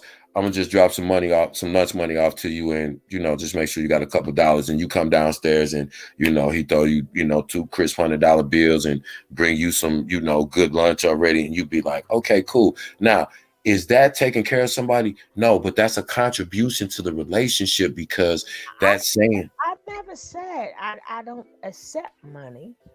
I've never said I never had men didn't pay bill. Listen, I was younger. I got that money. But that's what I'm saying. I have been through some of everything. And I knew how I felt when a man was, and they, unlike them, I wasn't like sitting back, but it's still, I just like, I understand where you're coming from, though. So yeah, I get it. I get it. Right. I totally understand. I had it to whereas I Yeah, had to I buy get it. nothing. Plenty of any man I have ever had, I didn't have to do nothing. And when they left, that money was on the table. I get it. I've been there. I've done Jugga that. said, "You fool me once, shame on me. Fool me twice, shame on you." Why the men don't come with me? You better have something. Right. See, but that's why I say these young girls got the game fucked up. that's why you have to find that middle ground, like we're talking about. No, you don't allow nobody to take care of you because they're in a master slave relationship because they control everything financially. But also when you see that this is a good guy, that he's solid, that he's a hardworking person, and you see that he's gonna build something with himself, you rock with that kind of person. They don't have to already be a quote unquote high value man because everybody is not in the same life position. But if you see a man who can not only provide for himself, but hey, I work and I can provide for myself, but I also see in this man that if something happened, he's able to hold things down. Those are the kind of things you look for. It's a middle ground. Yes, you have to come with something. No, you don't have to be this, rich person who drive around in exotic foreigns and all of this kind of make-believe Instagram life. There's a middle ground. That's what we lost sight of because we look at these videos and we look at these platforms and we get an unrealistic viewpoint of what life really is. Because for me, that's the ticket. That's what I was saying. He can't do anything for me that I can't do for myself. But if you call yourself my man, these are the requirements. That's it. Yeah. I mean, the good thing is, like, for any relationship, whatever floats your boat, whatever you and that person, whatever y'all decide that works for you, works for you. Long as it's respect there. See, because we say money so much that we don't try to make the word respect one another. We should be pushing that a little bit more.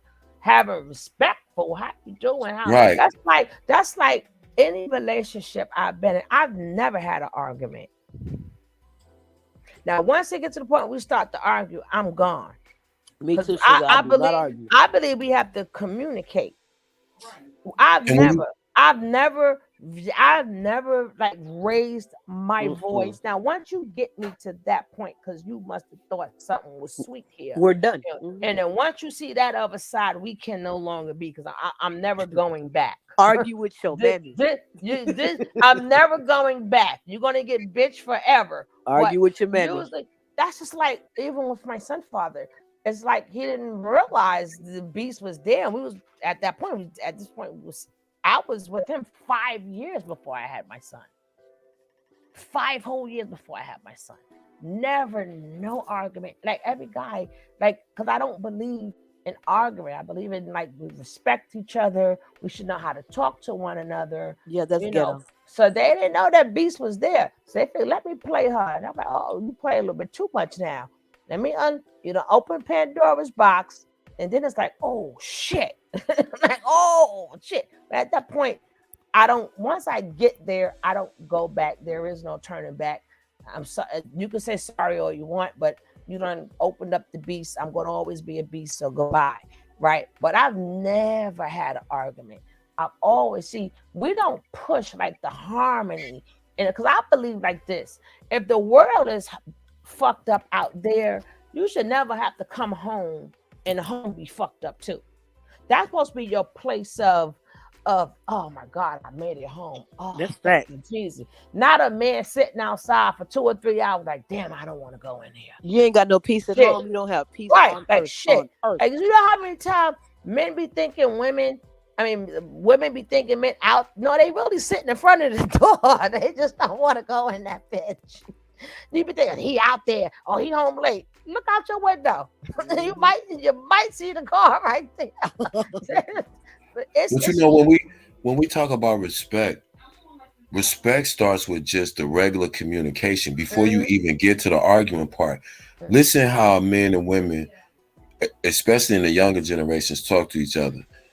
Dudes call their girlfriends bro. Call them bro. Call them bro. Call them nigga. Call them bro. Girls call dudes bitch.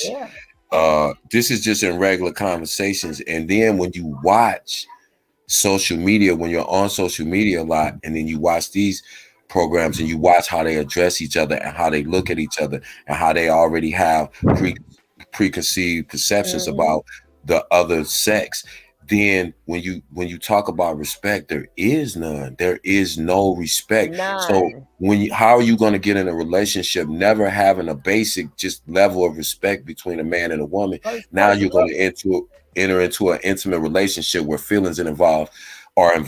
Then how do you? Now they're telling you it doesn't matter, right? Long it's because it's about the bag. Just like look how quick, look how quick it is for a man to go, yeah, and this B, and then look how quick it is for a female. Don't know nothing about that man's hood, but quick to call him gay or fag. I'm like, when do we get to that's like the quickest thing you say to a woman or the quickest thing you say to a man. Right, that's the go-to thing. I'm like, this man's a whole man. Oh, don't you dare! I mean, like every man has to be a letter now. Like that's crazy. Yeah, and I think that's like real. You know what I'm saying?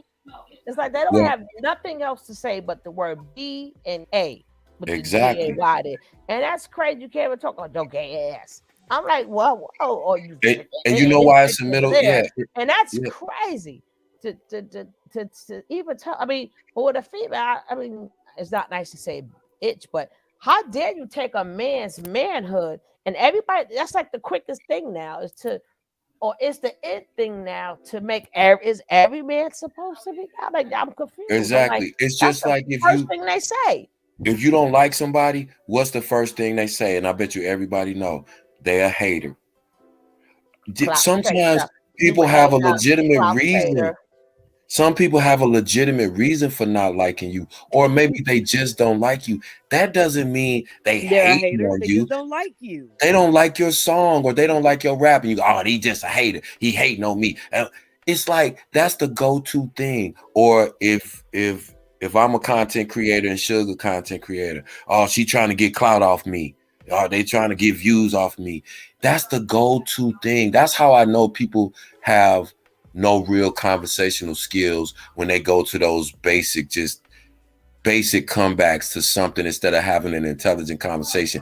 That's how you know not to get in a relationship with a person. When you see, if you take time enough to talk to a person and get to know them before y'all just jump into a relationship, or not even a relationship, that situationship is pay to play now. So before you jump into that, if you really took time to talk to a lot of men and you would hear in their conversations what their mind frame is, you would avoid a lot of bullshit. But y'all don't do that. It's about a bag, it's about this, it's about that, it's about everything except the pick-me's. Yeah, it's all about what it's supposed. Just like men don't take time to find out what type of quality woman they date. If she's young, she look good, she got a fat booty, she wild, she turn up, she smoke, she pop pills, she good to go. They don't care how she treat her kids. They don't care what kind of relationship she have with her family. They don't care they don't care about none of that. Booty. Describe a fat booty to me. I'm just telling you, it can be a surgical one. Pay for. It can be a surgical one. One to pay for. But you pop. But you got to realize there's a whole lot of men out there who are not turned on by that. That's not attractive to them. But again, going back to ladies like this, they'll subconsciously put into the men's mind, you broke. You ain't no high value man. I'm the prize. I'm dating down if I date you. That's what they got the whole time. Thing with these women, the mammies, remember, these are the mammies I'm talking about. My problem with them are, if you're talking about real men, they don't need for you to speak for them. They don't need. I mean, if you see, you can't express my point of view. I'm a man. You know, so you try to school us, you can't. And then everybody, first of all, everybody is not meant to be married. Everybody's not meant to be married. Some people, and that doesn't make them old. That doesn't make them lonely. That doesn't mean they missed their mark. That's facts. Because believe me, B, sometimes people find love at all different ages. And sometimes folks like being alone. And some people just are not supposed to be married because all people don't know how to coexist with another person. Yeah, but some people people keep thinking some people can coexist. Just that you coexist. I look at some women, right, and I look at them, and when I was younger, and I was like, why they look so happy? These older women. I didn't realize that's because they were single and they were happy. Yeah, some people, and that's the whole thing. Right, marriage is not the prize. Like I said earlier, it's not the man, it's not the woman, it's not even marriage. The relationship is the prize, because I know a whole lot of people that's married that's miserable. Do y'all remember I told y'all my husband and I live in separate homes? Yeah, I do remember that. Yes, I do remember lived that. apart for 12 years, and it's a freaking amazing. Yeah. Yeah, I've known people that lived in similar situations. One commuted and they only saw each other Friday evening, Saturday, and then Sunday afternoon until they had to fly back out to work for another. And they've been married for 16 years. Yeah, we eat dinner at the same spot on Thursday at the same time every day. You know what I mean? Yeah, yeah. It works for us.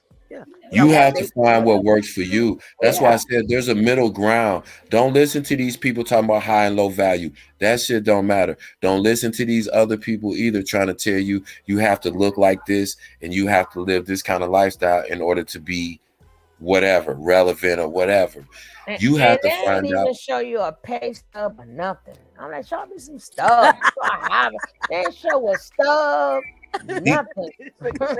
And most of these people's lives, and it gotta be 5 stubs. You got 5 stubs, even though I that's don't old argue. school. That's Even old I school. don't That's argue cool. or nothing. But when you first meet me, you would never know that, right? Should be 5 pay stubs. I have plenty of guys because I'm so used to being at the forefront because I do a lot of things. So when they really get to know me, like, hold up. You was a whole different person. I say, yeah, I know. That's because it's different. Like my man is different. These people is not my man. My man, he never gonna hear me go for so high or whatever or what. And they like, oh, I had no idea. But something when you meet me, you might think, oh Lord, jeez. But when you get to know me, it's like, oh, she's really not like that. But something gotta, I don't know. But let's finish hearing the lady with the legs open. Excuse my language, but y'all really pissing me off with that because it's deflection. And also, you guys are making it that much more difficult to get through to these females that I am talking to. No, we're not. We make so that again, happen. If I'm not talking to you, just shut up. There's no need for you to even be here talking. No, we're gonna talk. Be quiet. Much we won't talk. This is the problem today. We got too many females out here caping for each other. Oh, so you cape. Oh, well, you trying to talk bad about us. Oh, but it's okay that you can cape for a man. But go ahead. Because y'all need it. We need it. Damn it. These females need it. Ladies, I'm not talking about you. If it's not applying to you, shut up. Well, she said to fight. These females need to be addressed. Mm-hmm. Address us. Y'all got it so messed up and twisted and misconstrued these days. Y'all got us just failing. Because you have it in your entitled mind that a man is supposed to do it all for you, no matter what you don't do or do for him. Get the hell out of here, y'all. And like I said, no, she can't. No, she cannot preach. Because she just told us if the man did everything to shut up. So which one is it? She just said 2 different. No. If she said that from the jump, that's different. But she started out telling us to shut up. Child, she working on a trip to Cancun and really thinking she done went some damn. So you can't tell her to preach after she just said if the man do everything to shut up. Now she's saying if the man you think was a man supposed to, you done said two conflicting things in less than 5 minutes.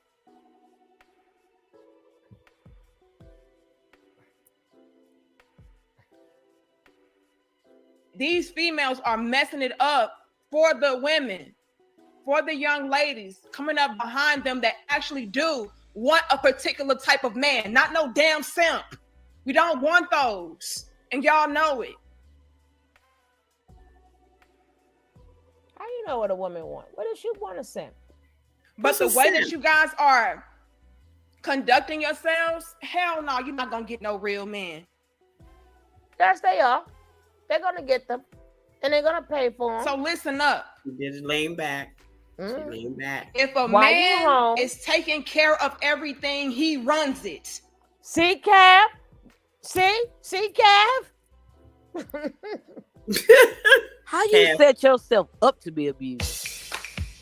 This is you don't know what the hell. Oh God. You get his support. You get on his program, period.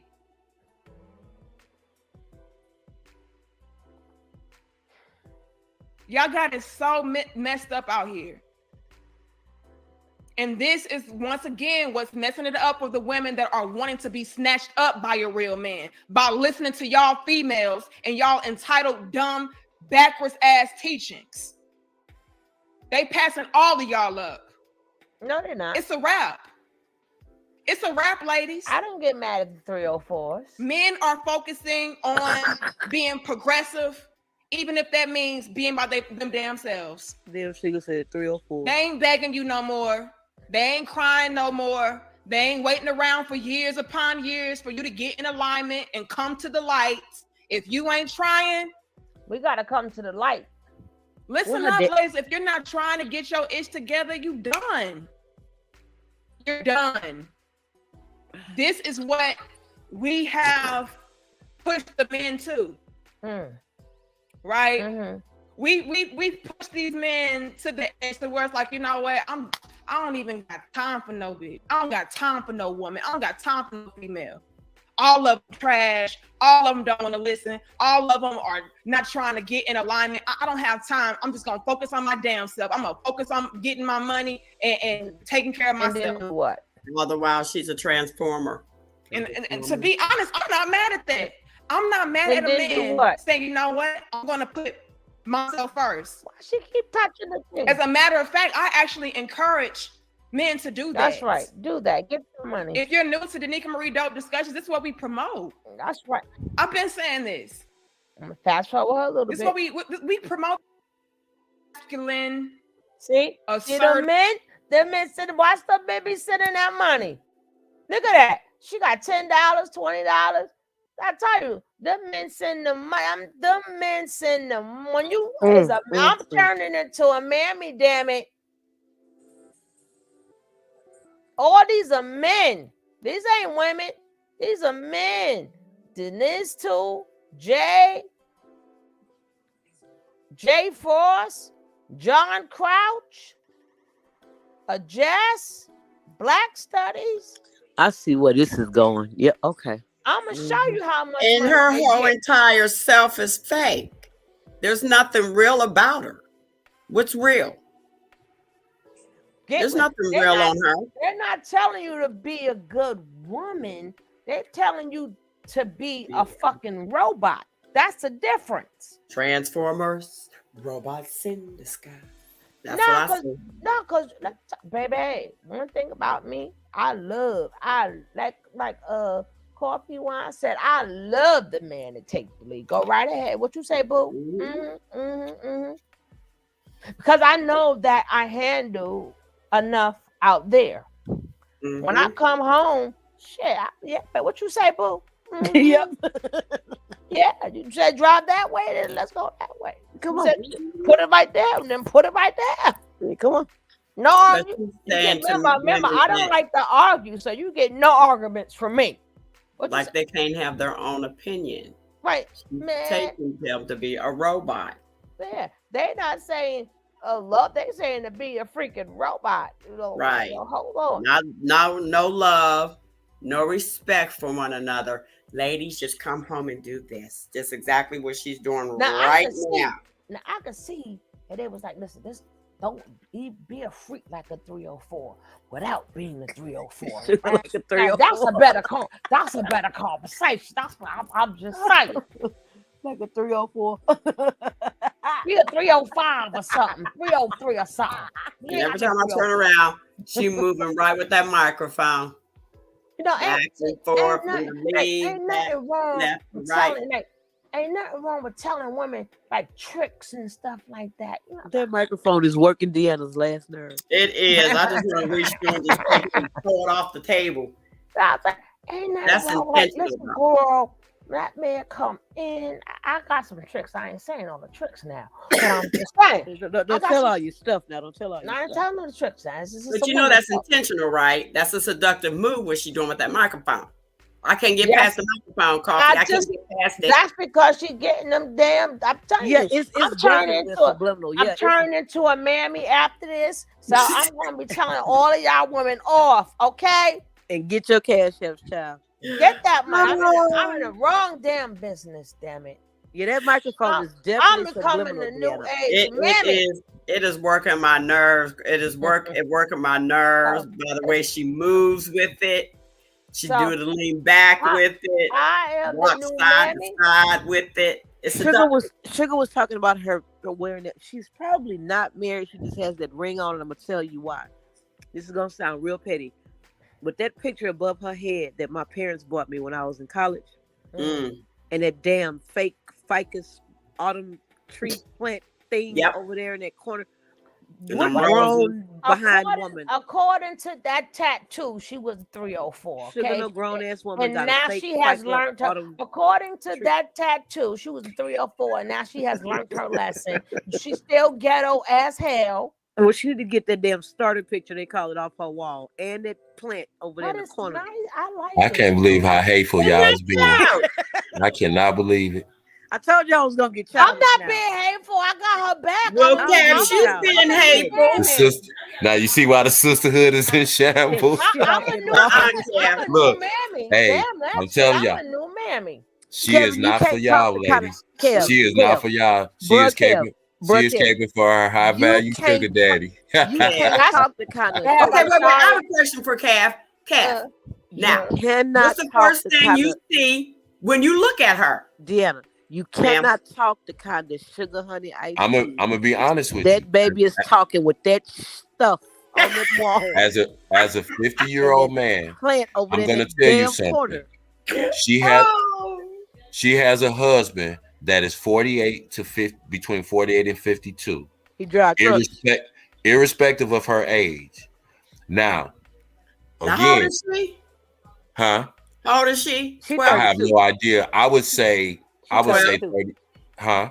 She's 32. I would say a grown 12 that needs to be put in 32. the corner. Okay. Hold on, let him finish. Now, again, she says she's well taken care of. I'm not making any disparaging comment or any judgment, but presumably she's at home based on what she's wearing. She's comfortable. She's set up. Now, based on what you see, whatever that's her living room, it may be her sitting room. I don't see opulent wealth, but I just see a young lady that found a man that was willing to provide for her, and the lifestyle that he provides for her, she's very comfortable. Now, what she did in her mind was translated that to say, you bitches ungrateful. Y'all fucking it up for the chicks like me. That's what she said. That was a 304. Now, come on. Right. Now, but again, look where she came to from where she was. So you can't get mad at them. My thing is, listen. Everybody who they complaining about, that's $1 billion business.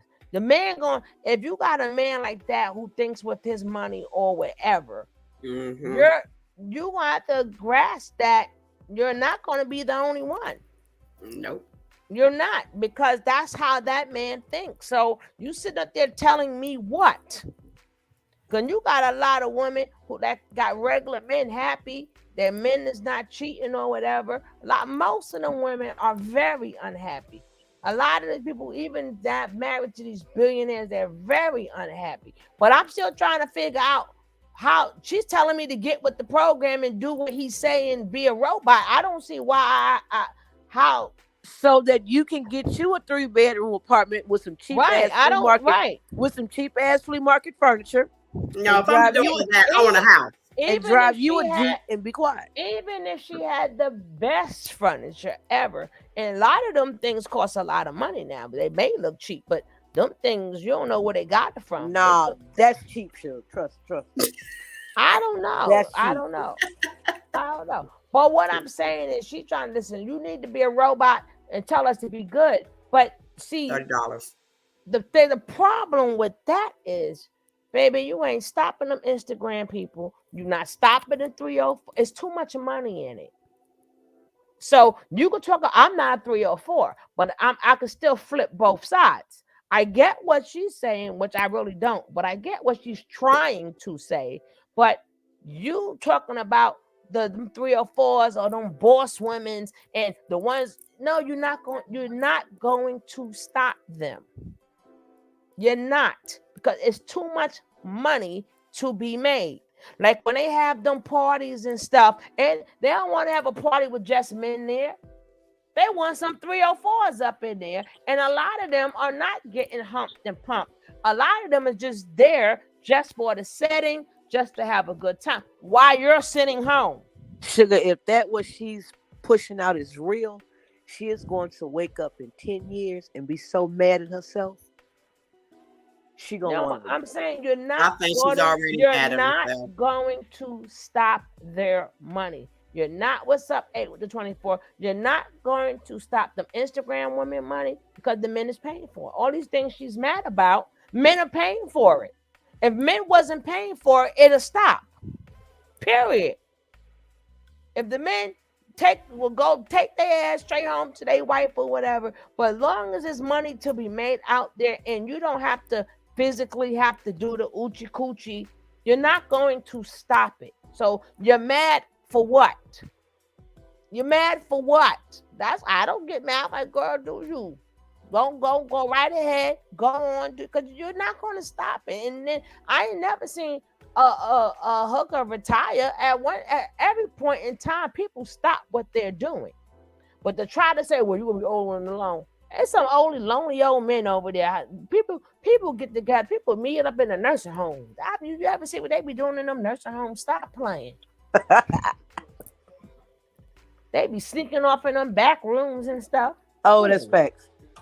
They be sneaking. You can't never tell nobody you ain't gonna find nobody. No, I'm old. He old. Shit, we both gonna be old together playing. I don't know I don't know what they be doing, but they be doing something. But it's too much money in it, and men is the one that's paying the money. So you cannot tell a group of women that's making good money, well, you need to, nah. We could try all we can, and then when you tell them to go to school and get their education, then you tell them their education don't matter because they need to be Stepford wives. And that Stepford wife shit is over. But you have to realize, though, those manosphere men, they're not talking to career women. They're not talking to them out. You notice the criteria they want is young, inexperienced, because they want to show them everything. They want to be there, everything. They want them to be. They're not talking to women who are ambitious. They're talking to women who want to be taken care of. No, they talk to both of them. They're down. But they're never successful with career women because a career woman is never going to compromise herself for a man. Why would she? She doesn't have to. But a woman who's looking to be taken care of, she will compromise all kinds of things because. Okay, I'm not hearing the word love somewhere. No, but my thing is then keep it with them. Why go after? I mean, I have shown plenty of videos where the video directly goes after what do we need women lawyers for? Like, what do we need a woman doctor? Like, the most should be is a social worker. I mean, so if it's just like, huh? It's just like that Jaguar said. Listen, these people don't even believe what they're saying, but they know that's gonna draw the most attention. It's gonna draw. I know. That's why I'm coming to Miami. Yes, as of tomorrow, I'm gonna be talking about all you women. That's what I said, Kim. If it's Coffee even in real, Deanna. if even believe this. Yeah, no. Yes, ma'am. Me, Coffee, and Deanna is turning into mammies, and we're gonna tell y'all how to be. But you see how you see how much of a hot potato that subject is, because that's why she started off. See, listen, I always listen deeper. When she started off, she said, "Now I'm finna say this, excuse me, but y'all came after me, going after me, because I was trying to see." She still got that hood in her. She already put that victim narrative in y'all's mind so that you won't attack her, because she knows she's saying some bullshit deep down. But at the same time, look how much controversy and conversation that even just that subject sparks, and they know that. She don't believe that. Most of them, Kevin Samuels, don't believe all the stuff that he was saying. But you got to know, like you said, Suge, he went from a stylist or something to now he's the expert on being selling perfume, selling cologne, right? To now all of a sudden he's the godfather of relationships and the guide to men's happiness. I'm gonna be the godmama. Didn't they do that? I'm gonna be the godmama, damn it. Right, exactly. I'm in the wrong niche. Exactly. But didn't they try to do that with Steve Harvey a few years ago, and that went bad too? Remember, he was trying to be the Mr. Act like a man. Think like a man, act like a woman, whatever. Yeah. Remember, he was the relationship expert. He'd been divorced 3 times. He can never be an expert on nothing about marriage. Y'all wait till I be my mammy tomorrow. I'm starting a whole new league. But she I told you, we're gonna start a new channel, Sugar Mammy. Sugar Mammy. Oh my God. Look all this. I see how that money coming. Sugar Mammy for my sugar babes. That's right, damn it. What's her name? Sure. I guarantee you. I guarantee you. I gotta show you how to be a mammy, but I'm gonna close my legs. Sure. I'm telling you, I ain't even being funny. I guarantee you that it would be 1,000 people in the room, because people know you. But if you all of a sudden came out and like, look, I'm talking to all you young bitches, y'all out there, y'all got the game messed up. Y'all need to listen to these men. That's why y'all single now. That's why y'all ain't gonna have no man. Sure, it would blow up. Everything would go crazy. They would be like, what? But that's all they do. They know it's like gaslighting. It's gas. They know how relationships are. They know how black men being fed and how they mind is crazy. They know how these women out here is trying. So it's like they gaslight. The only reason why I couldn't do that, which I would love to do. No, I know you can't. No, the only thing that would stop me, because I'm not going to feed these young girls to these narcissistic men. Exactly. Right. What if you became the female version of Kevin Samuels? Oh. You would have an army behind you, and then you would have them men like, "Yep, see, she talking sense. Y'all better listen to her. She trying to school you, little young." But you don't even believe. But that would feed them dudes. Would go. They'll start sending you money left over right. But because you talk the way you talk, they not gonna support you. I'm really gonna never get supported. But the only reason why I would not support that, because a lot of these men are very narcissistic men, and for me to groom you for them, or a narcissist, that's now, if he wasn't a narcissistic, if it wasn't putting your narcissistic men, like, I'm not going to tell you to be this way for a man. My thing is, I will tell you, get to know that man. Look, these are the red flags. Now, after you get past these red flags and you know he's a good man, then this how you need to be a good woman. But that has to be established first, because I'm not going to send you there, because see, you, by him being in full control, you're not going to know you're being abused. You're not going to know the difference of a good man and a narcissistic man, because they both going to be doing the same thing, because you're going to be treating them the same way. And I've seen it too many times. Women get slapped. Oh, that's okay. You know, he didn't mean to do it. He never gonna do it again. You know, and that's the husband. I've seen too many women that go. We send them off to train them how to, and then guess what? When you're with them, regardless of what, they're gonna still abuse you.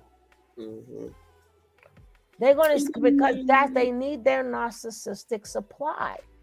And a lot of these women are living in hell, right? So you have to be careful how you put that out there. And these men is not putting that money. Enough money in the world. Okay, Coffee. Make sure you come back. And then you gotta make sure, like, if you're gonna be talking, it's most of these men who are sending the money, them are the ones that's narcissistic. Cause they're like, yeah. Not all of them. Majority of them, let them sitting there like, yes, please train these women for me. Them are the narcissistic men, and them are the men who doesn't have any women. Mm-hmm. So let's see. No nonsense. Why would I, as a married woman to that type of man, say that a man should absolutely always place himself first?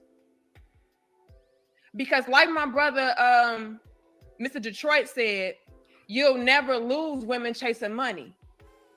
Everything falls on you. As the man, you are the provider, like Eugene said. You are the protector. You are the leader. With that money. You are the problem solver, like Eugene said. Yeah, the men and so everything. If you're placing a woman before you, you're essentially placing your whole life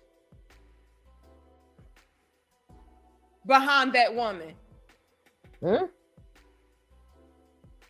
And if everything goes to hell, you think that woman's still gonna be there with you? Okay. See, as a man, you're supposed to place those things at the forefront of yourself, at the forefront of what your intentions, what your goals are. Though you're supposed to be on your purpose as a man. This comes from your little big sister. This is coming from your little big sister, and I'm telling you this. This works for me in my marriage. Hear me out so you can understand where I'm coming from. Ladies, y'all, please pay attention, because I'm tired of y'all coming at me sideways. Oh, she's just a pick-me bitch. No, listen up. Ooh. If a man is placing a woman before himself, that means he's distracted. Ooh.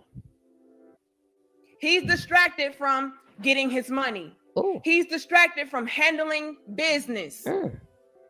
And if you're distracted from getting your money and handling your business, which is essentially being on your purpose, being on your grind, everything around you is crumbling, it's collapsing. So I absolutely want my husband to put those things before me, which is essentially placing himself before me. Because if he is to neglect himself, he's going to ultimately neglect everything, and the whole foundation crumbles. Then what do I have? Wow. This is, I love what Mr. Detroit said. I know he you says do. you will never lose women chasing money, but you can lose money chasing women. If you're putting your woman before you, and which again is leading to you neglecting the things that you're supposed to be paying attention to, which is your money, foundations. Girl, I'm confused. God damn it. What does putting a woman before you got to do with you taking care of your business as a man? I'm totally confused. I mean, what does that mean, putting a woman before you? She has to explain that. What's that mean, Cav, since you're the man? She is literally just talking. Yeah, I can tell because she's reading. I know that. Because she's reading. She's not talking from the heart. Yes. But what does I thought that if something happened, he's supposed to be like, no. I thought that I'm confused. What do you mean? Because if you're not handling your business and be putting a woman first, that would make him a broke man, right? So if he's a broke man, but then again, she's not supposed to like a broke man because he can't take care of the household. So which means he's working, he's taking care of his business. Girl, you got me confused. You have to explain these things to me. She is all over the place. If you put the woman first, I'm like, what? Even Jaheim made it. Someone put the women first. He made a lot of money off that. Put that woman first, even though that was a remake. Who she keep referring to? I don't know. Somebody said something. I like to listen to the book rap they be saying, because in reality, none of that works in reality. But these channels, I'm trying to show you guys, is these are the channels that make the money. Spew lies. Like people be like all the beef channels and stuff, they get money, but these channels get money. Them manosphere pills and them mammies. Oh, that's like the more you speak for them instead of them speaking for themselves, they pay you lovely to speak for them. They pay you lovely to speak to them and tell another woman off. Like that other mammy, the hyena, I'm so glad she got married. I'm like, I don't know who did it. Maybe he wear glasses or something, but I'm just saying. Well, let's go. And having security and stability. These are things that's in a female nature to want, need, and desire from a man. If you're placing her first, not putting those things at the forefront, was essentially placing you at the forefront, and you lose all of that, you think that woman's still gonna be there with you? I'll wait. Hold on. I'll wait. Well, you shouldn't have picked that woman. And she should be reading them cards. Right. He picked the wrong women, period. If you ain't got at that point in time, that means what is she so mad for? Oh, because she has to do that because her man told her she better do that or she ain't gonna get her weekly allowance. Here you go. 3 reasons. This 7 hours ago. 3 reasons why women avoid men with power. Men are tired. She wants it. How does she know what men want? Women are mad. 3 reasons why men don't approach women anymore. 3 reasons why men don't get married no more. Money. Yeah, everything. My thing is, if you gotta constantly sit up there and tell men don't get respect, men don't this, men don't that. My thing is this. To me, you're not a man. If you need a woman to sit up there right, but see, that's the thing. She knows her demographic. That's music to a man's ears, especially the ones like you talking about, Shug. They're not men. Right, the ones you're talking about. See, that doesn't resonate with me. But when a man knows that he hasn't been or is not doing what he's supposed to do, she resonates with him because that validates every excuse he made in his head of why he's not doing the things that a man should do. I know the sector. Yeah, it's so, but it's such a. I go back years arguing with these people. I know the sector. He said she makes my head spin. I'm confused. Yeah. I know the sector, but my thing is that I have to know what I'm saying too. I get what they're saying, but I have to know what I'm saying too, because just like they want people to hear them, I want people to hear me. So just like even though I might be a mammy tomorrow, but before tomorrow get here, I have to speak what's right? Yeah. I have to speak what's right. Now after 12 o'clock, I'm on their side. So but it's so easy to run that game. Like if I was starting a new channel and I wanted a whole bunch of women, because again, me being a man, I know that my demographic is gonna be women, right? So the first thing I'm gonna do is I'm gonna start caping for them. That's gonna I'm a Derek Jackson them to death. I'm gonna be like, yeah, you men are out there. Not that everything that I'm saying is not true, but see, you generalize stuff so much, and then you can appear to be caping for the women.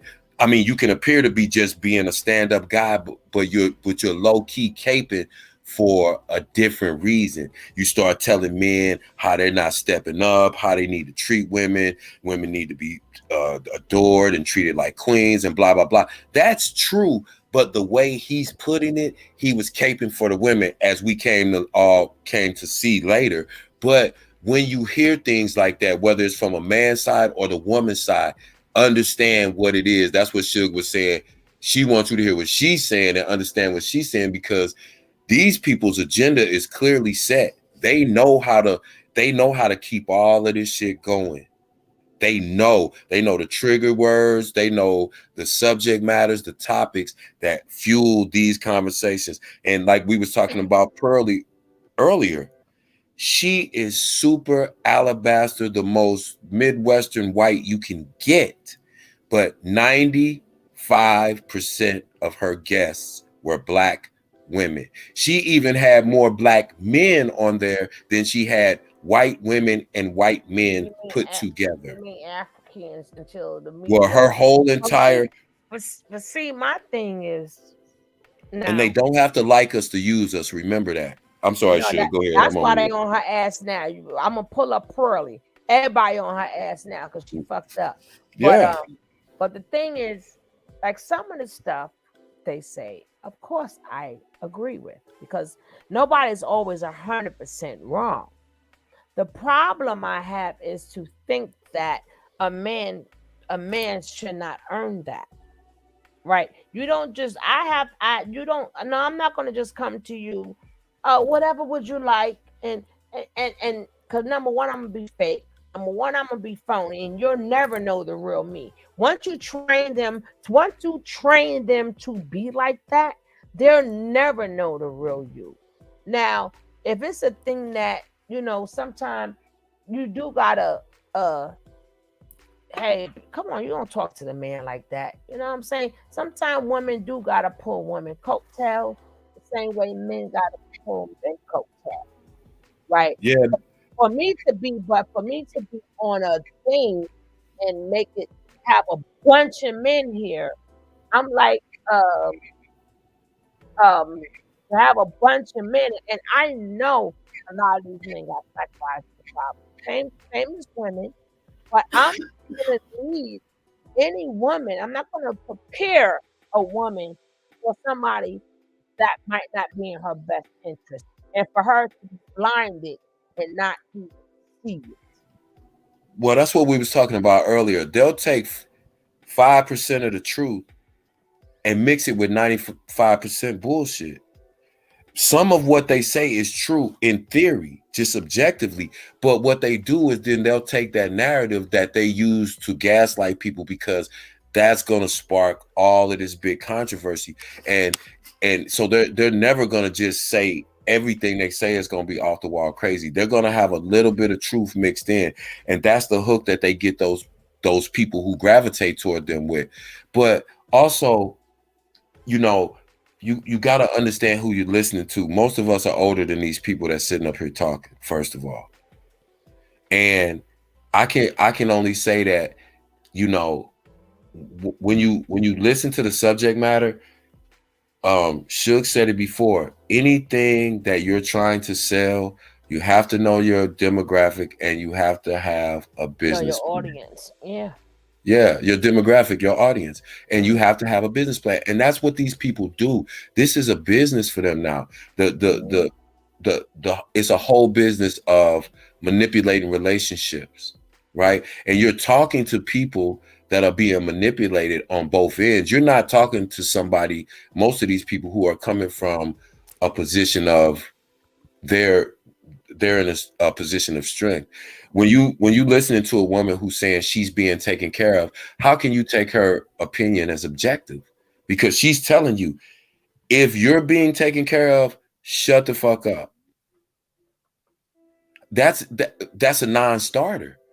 Because if you're not totally bought into the idea that, yeah, if my man taking care of me, I'm gonna sit back and I'm gonna rub his feet, and then the conversation is not for that person. They've already agreed to the conditions or the circumstances that they choose to engage in. They're not taught. That's why I said intelligent people shouldn't waste their time arguing with those people. They've already made that bargain with themselves.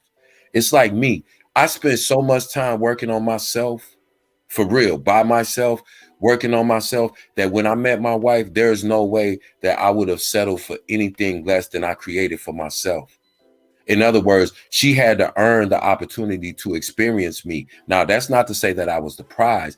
I just had to make sure that everything that I had worked for, the woman that I was attempting to move forward with, was in alignment with that. Now, was I in control? Did she have to do everything I say or be on my program? Absolutely not. It just meant the fact that she's doing her own thing and I'm doing my own thing. But even in the midst of that, we do our thing together, and that's even better than us doing our thing separately.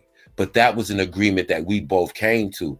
I didn't say, hey, if I take care of you, you just sit down and don't say nothing and keep your mouth shut because I'm taking care of you, because that would have never worked. But because I'm able to, and because I enjoy doing that, and because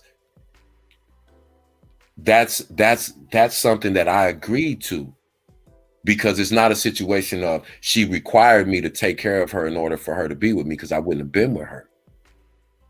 But that's why I say everything that we do when we deal with the opposite sex in a relationship, or the same sex for that matter, in a relationship, you have to understand, what is your intention? What is your end goal?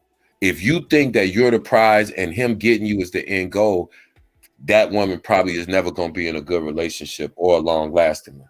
But I still don't hear the word love. Because we're not talking about love right now, because that's not what exists. We're talking about understandings, compromises, and agreements. That's what people make now. That's what they are. I don't call them relationships. Relationships require love, emotion, and feeling. There's no emotion or love involved. I didn't hear her say, oh my God, my husband I couldn't live without him. That man is, no, she said, he takes care of me. I used to do X, Y, and Z. I used to be a 304, and now look at me. See, that's why I said you can't take advice from somebody who's coming from a totally different perspective than you're coming from. Right. That's what people have to understand. If you didn't prostitute, if you didn't strip, if you didn't use your body to get ahead, then how can a woman who did all of those things give you relationship advice? The relationship that she's going to have is going to be totally different than the one that you're seeking. Yep, because it's just like a pimp. Try to have a relationship with a pimp after he stopped pimping. Oh, and pimpage. What does he know about a regular relationship? He don't even deal with women like that. He doesn't even look at women with an affection. It's a bag. It's nothing else. There's no emotion involved. There's no feeling. Oh, you got shot? Okay. Have one of the other hoes drive you to the hospital, bandage that up, and get back out there on the track. There's no emotion involved. And that's what we're dealing with when we deal with people now. People don't talk about love. They don't talk about, I met that person, our chemistry was crazy, we just fell in love. It's like, he took care of me, he does this, we go on trips, I got a bag, we doing this, we a brand, that's all people talk about now. Love has nothing to do with the relationships and the compromises that people are in right now. They're compromises. They're not relationship. I call them compromises. Situation. Yeah, I don't have to compromise anything, and neither does my wife. Like I told y'all, when I met her, she was very independent. It took a while for her to get out of her independence, even though she was married. But at the same time, what I understand is that's a part of who she is. So she still has her independence when she's in a relationship. It's sometimes she may be watching something or working or doing something or just sitting in her own space in the house. And that means don't come in here and bother me. I don't want to take the dogs outside. Don't ask me what we eat in the night or nothing else, because that's part of who she is. That's what makes the relationship work. Because if I didn't give her that space to be who she always has been, then that would cause friction in our relationships. I don't have to change anything about who I am. I wasn't a person that went out a lot anyway. So I didn't have to stop going out or stop doing this. But the things that I like to do, if I want to just pop out to an open mic and, get up and perform, I'll say, hey, I'm going to get ready to go down to the Legacy, or I'm getting ready to go down here and I'm going to go to this open mic. She's like, all right, baby, want me to come? Or if she might not, I'm working, but hey, tell me about it when you get back. We can still do our own thing and we can still be who we are. We don't have to compromise who we are. I didn't have to say, oh, well, I got to just be quiet because, my wife, makes all this money. She's a designer and she take care of me. So or she doesn't have to say, I can't say nothing. I don't have no voice in the house because my husband pay all the bills. It just depends on what type of compromise you decide to make to be in a situation that you're in. I'm sorry, go ahead. We're not pushing love. You know, we're not pushing love. We're pushing like everything has to have like a checklist on it. Why you just can't just love somebody, you know, just for the way they are. You know, It's business. It's business. It's a contract. I understand that, but what I'm pushing, I have to push more love. I have to find like more couples like that can. They even got that's a phenomenal page too, where couples that's been together and explain their trials and tribulations, and all the things that work for them. But we need more like that, because it's a shame that y'all broke ninjas. Y'all made a lot of y'all made it. Why a lot of them made money off the backs of Black women, just talking about us all freaking day. And it's sad that that's your profession.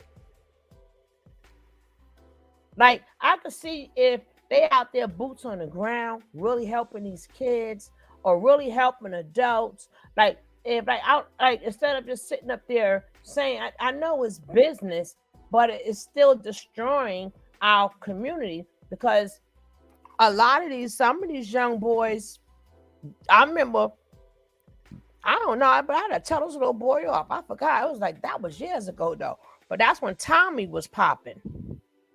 And he thought that he can speak to one of the young ladies the way Tommy Sotomayor speak to, they called all types of ugly black bees and all. I mean, and then the way he was talking, he was sounding like him. So I knew that he was watching him. I had to check the shit out that young boy.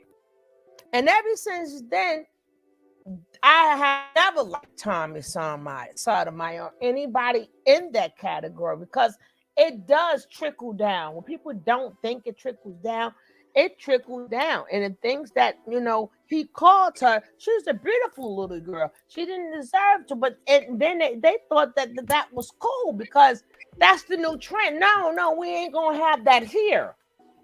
If you think about it, Tommy Sotomayor, I hate even saying his name because I can't stand that pump. But anyway, sorry, Maya. But anyway, he was the beginning of the manosphere. If you really think about it, he opened that door. He was the gatekeeper to that manosphere. And once he swung that door open, everybody ran through. The conscious community, the so-called spiritual leaders, like the Nature Boys, they ran through that door and kicked it down. And everybody made 50 million. You couldn't stop it, because that thing. Yeah, Sotomayor moisture. But I mean, broke my heart. Homeboy sat up there, you know, then to see how these men, and then the friends thought it was okay, and they was laughing and joking, and I'm like, these 14-year-olds didn't ask for that.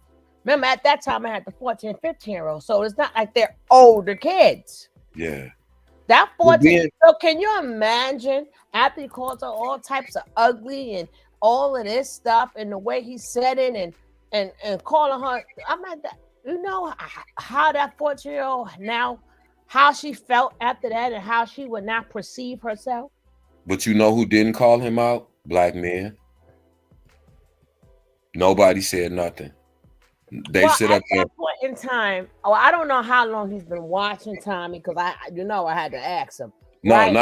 not the young man. I mean, Tommy. Nobody called Tommy Sotomayor out on that. Nobody. Some men did, but he was so hot, it didn't matter. It's just they were scared to, because he was the biggest thing on YouTube at that time. Used to go in on Tommy. Some went and found all Tommy's business. Some tried, but it's just that what they was exposing him it didn't help with the things that Tommy was saying. Like Tommy was saying, what Tommy was saying was more better to people than exposing him. Exactly. So don't we see that now with the Nature Boys and with some of these content creators? We see the same thing. Even though we know they're not good people, we'll still support them, because like you just said, the drama and what they saying is better than the exposure. It's more. That's where we are. If you when you talk about love, non-relationships, I think 8 with the 24 said it. What's up, 8? Matter of fact, too. By the way, salute. I meant to shout you out when you came in earlier, but you considered a simp. It's considered lame. Think about that. If you talk about love or talk about being in love or just everything dealing with that, you a simp. You a lame. Exposing people now it's not even really doing nothing no more because it's nothing. It has just turned into content. People don't care. Exactly. People really don't care. They like that person. They like that person. Period. Yeah. You exposing is just content. So they're gonna go from you to him, you to him. But people are not. When somebody expose something and it's a dead honest truth. Yeah, it's a shame people will accept all and they that still accept behavior. it, ignore it, accept, try to, and not only will they either ignore it or justify it, these people will go out of their way and bend over backwards to make the person who's exposing the truth say they're a hater, they this, they're that. You're exposing the truth. So now you got people exposing the truth. Like, why I'm gonna bring it out? They ain't gonna do nothing but turn on me anyway. And it's the God's honest truth. But because you like that person, you willing to accept anything that person has done. That's what's dangerous. Right. People gotta realize what's more important. Tommy, remember, Tommy deal with men. A lot of these men, they're computer geeks, computer thugs. They don't even go out. Why? Because they're too busy watching him. So everything that they wanted to say, Tommy is saying. So if Tommy is speaking for them, what does the person who's exposing Tommy? No, you're exposing him. They really don't care because you're not speaking for them. You're just exposing him, but you're not speaking for them. Yeah, you hating on him. Speaking for them. Everything they wanted to say, Tommy is saying for them. So the person exposing, they're like, we don't care. You're a hater. We really don't care. Even if you're not a hater, they really not listening to you because you're not speaking for a group of men. You're only but that's what I'm saying. One man. Right? You're automatically considered a hater. That's why I said we can't even reasonably disagree about something factually without the other person saying you're hating on me because you don't agree with me. Not that you have a genuine reason to disagree. You just a hater because you don't agree with me, regardless of how wrong I actually am. That's crazy. That's what we do. And we take these people and we boost them up there because, again, the content is worth more than the truth. It's just like the Donald Trump syndrome. There's things that are facts that we know, but if you walk up and talk to them Trump supporters, they'll say, "Oh, it's a lie. It's made up. These people are trying to." It's just certain people you got to understand. They're not talking to the normal people. They're talking to those people who are, like you said, sitting around in a basement. They ain't got no real life, sitting around living with their mama, and they don't have nothing to do or living off some woman. They don't have nothing else to do but sit on here and constantly stir this pot. That's all they do. They're and then they're not looking for solutions. They're not really trying to tell you anything to help you. They're just stirring the pot. That's it. And then people ask the same question over and over again. Well, what are we supposed to do with black people? But shouldn't that not be it? Wouldn't that be one of the things we shouldn't do? Should not have. Wouldn't that be one of the things you telling women? Yeah, we already know. That's been on since the Bible. So that's the first profession. As I know, first profession. Oldest profession in the book. And so you ain't never going to change that. Sometimes you gotta use what you got to get what you want. That's always going to happen.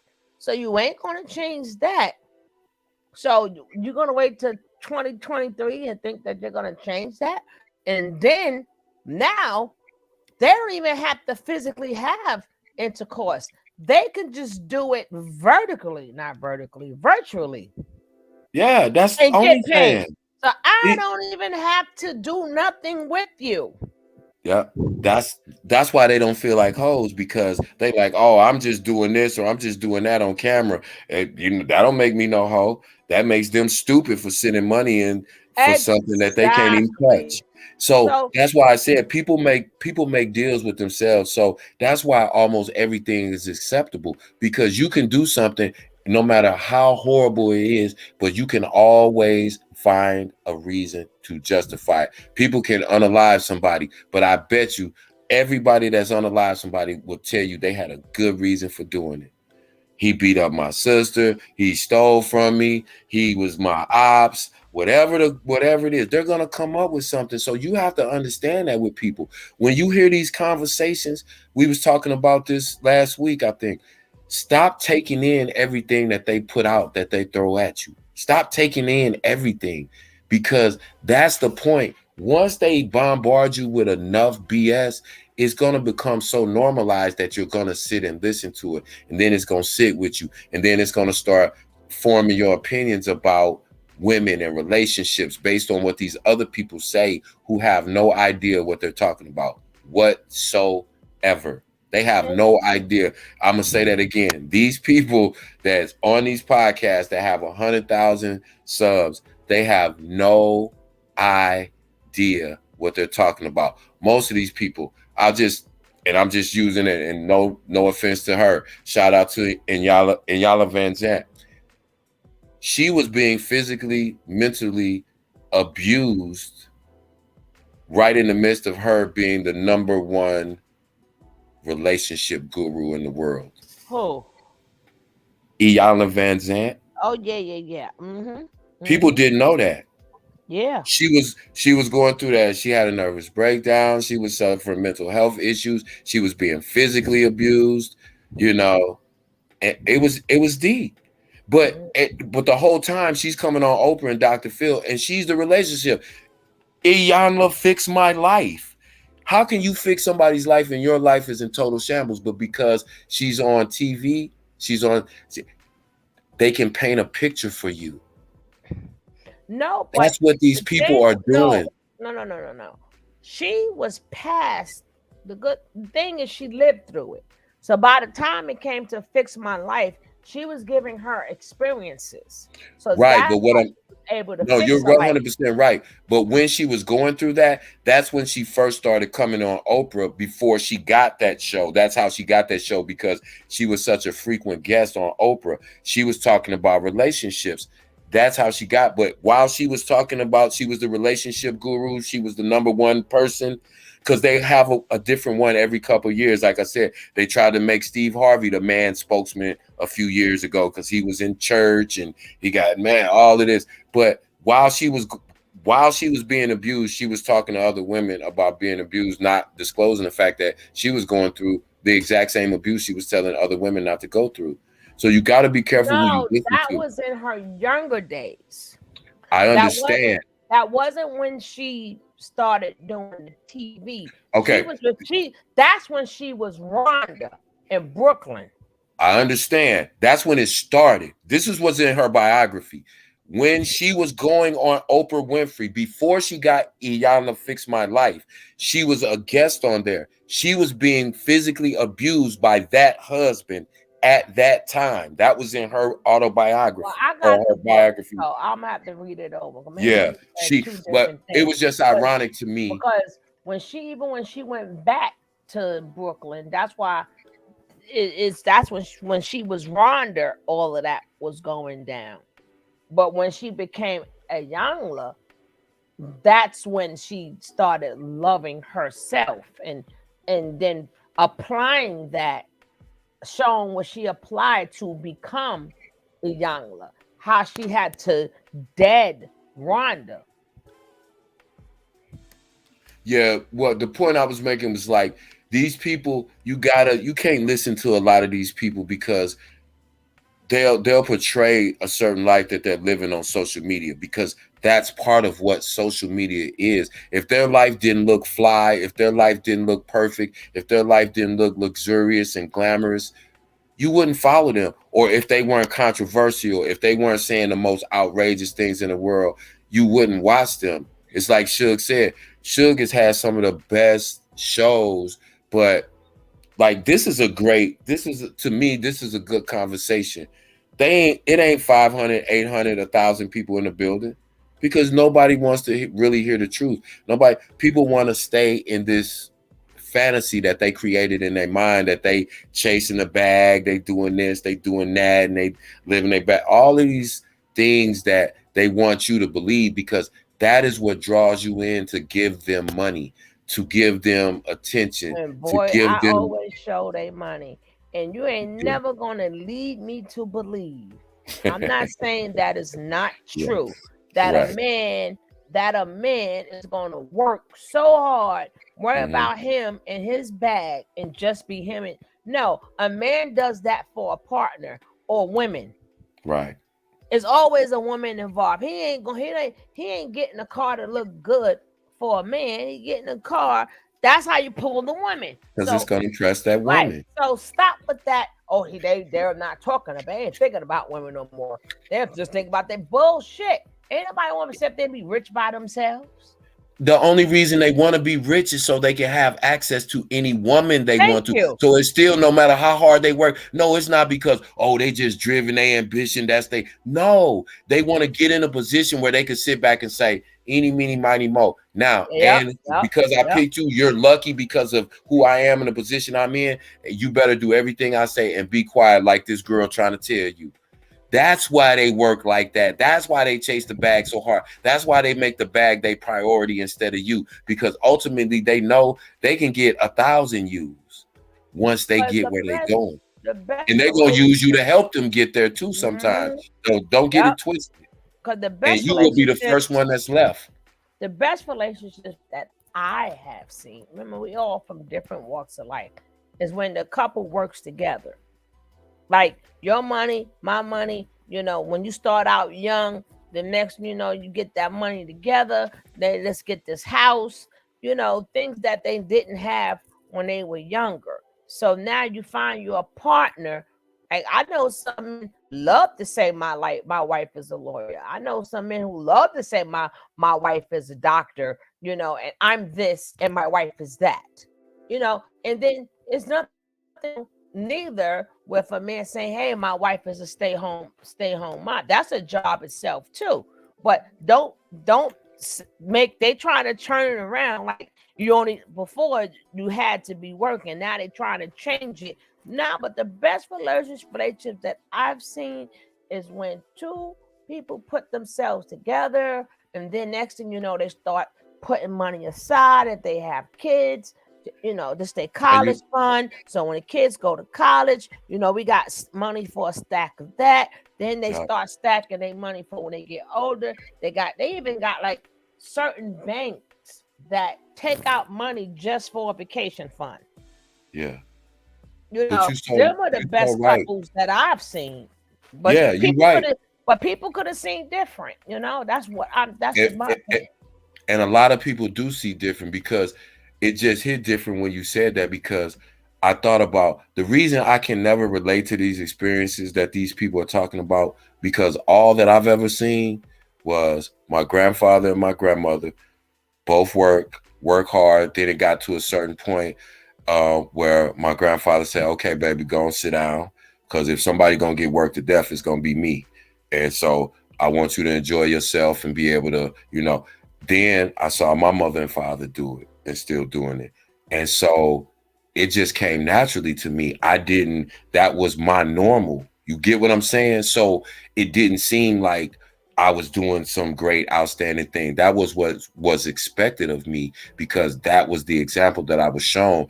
And that's a blessing. But if you were never shown that example, you don't have a reference point. That's the important thing that we got to talk about and remember. Even if your kids see a lot of these relationships now, what are your kids seeing? Like Deanna kept pointing out, you very rarely hear love. You hear the bag, the Christian Louboutins, you hear, I'm a bad bitch, BBL. That's what you hear. Trips to Miami, this, that, and the other. That's what they hear. They don't hear me and your father work together. We started off in a little apartment, and that's not so. We didn't move on up to the east side, huh? But and then that's just like that, like, oh, Miami. She says one thing, little young Miami, but here she go. And that man, when they asked Puffy, was they in a relationship, that man started sweating, you know, because they have it to whereas these girls, regardless of what, you know, and they're like, I ain't mad at you, get your bag. I ain't mad at you, get your bag, because all the trips he take her on, because he spoils her. But then don't expect us to cry for you though when he plays you like you was He regular. did. He had that damn baby on her. Look at his track. Look what he did with Cassie. Same thing. She came out, was hot. Nope, took her, put her on the shelf, knocked her up with a couple babies, kept her off the scene until she wasn't. Cassie didn't have no baby. You talking about Oh, Cassie didn't have no kids with him?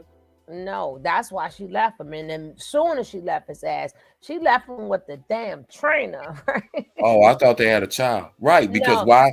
Puffy was out Porter. Yeah, but and that's the one he really passed. Yeah, that's the one he really wanted. But again, she didn't leave him. Who he really wanted, that honey, you know you messing with Leo right there, and I could keep telling you, we ain't gonna take care of us, we're gonna take care of ourselves. That's what I said, Kim. The one who truly loved was that damn J-Lo. That's the only woman he claims. He go Google, that man go Google Gaga off of her. I said the same thing. So the only woman he ever wanted was Jennifer Lopez. But I think why I think that was because of who she was and who he thought he was and the whole idea of the power couple. I don't think he really cared about that lady like that. I'll be honest with you. I'm just being a man. When he talk about, you could see it in that man's face. His damn. Listen, that's an infatuation. I don't. He even made sure that woman got out of jail. If you look at how he treated her, compared to how he treated how he treated the others, but he thought that he was going to change her. No, I don't even want to go into the weeds on that one. But listen, think about it like this. Okay, so who did he treat the best? Not Kim Porter, a black woman, not Cassie, a black woman, not Young Miami, a black woman, or the dozens of other black women. Who did he treat the best? A non-melanated woman, a non-black woman, I should say. She's melanated, but Jennifer Lopez is not a black woman. Yeah, and he treated, and he was the most in love with her. Why? Was he with her the longest? No. Did he have children with her? No. That again, I see Puffy. He's another one. He's an opportunist. He does everything. Yeah, for but he thought, but what he thought was, well, let me get her. Because remember, when he picked out that damn dress for her, that was the first. I forgot what you call it, but that's the first thing that broke the internet, and that was the first dress that was ever put on social media. So he thought he was going to wine her, but he thought that she was not going. No, she had her own career, her own mind. So he thought that like any other woman, she was going to take his shit. She did not. I'm gonna tell you something. Puffy never. Y'all listen to a man tell. Puffy didn't love that girl like that. It was for the look. Jennifer Lopez was the hottest entertainer at that time, female wise. Puffy was at the top of his game at that time. When it comes down to the dress and the whole thing, all of that is media driven because, again, like you said, it broke the internet. But this is what you have to understand about Puffy. If it didn't benefit him financially or publicity wise, he wouldn't do it. I don't think Puffy does anything for love. Wow. Puffy's history doesn't say that. No, I'm not disputing that. When I'm even as today, when he speak upon her, even as today, even as she went on, even when her ass was talking about she was getting married to the baseball, here his ass go. Every time she get with somebody, this motherfucker got something to say. Like remember me. I don't know. I don't believe it. I just don't believe it. I've never believed it. No, but I'm saying maybe at that point in time, yeah. But even in 2023, the man still speaks of Jennifer Lopez. He said he was still in love with Kim Porter when she passed. Of course, he has to say that he got their 2 kids. He said that was the love of his life. That's what I'm saying. Of course, he's going to say that. But if you see how when he talk about J-Lo and we speak upon Kim Porter, is 2 different things. Not saying that he could have loved the both of them, but the way he go goo goo gaga over Jennifer Lopez. But the point that I'm making is, out of all the women who he has been with, he thought that he was going to control her. I don't think he thought that for a second, because I believe so.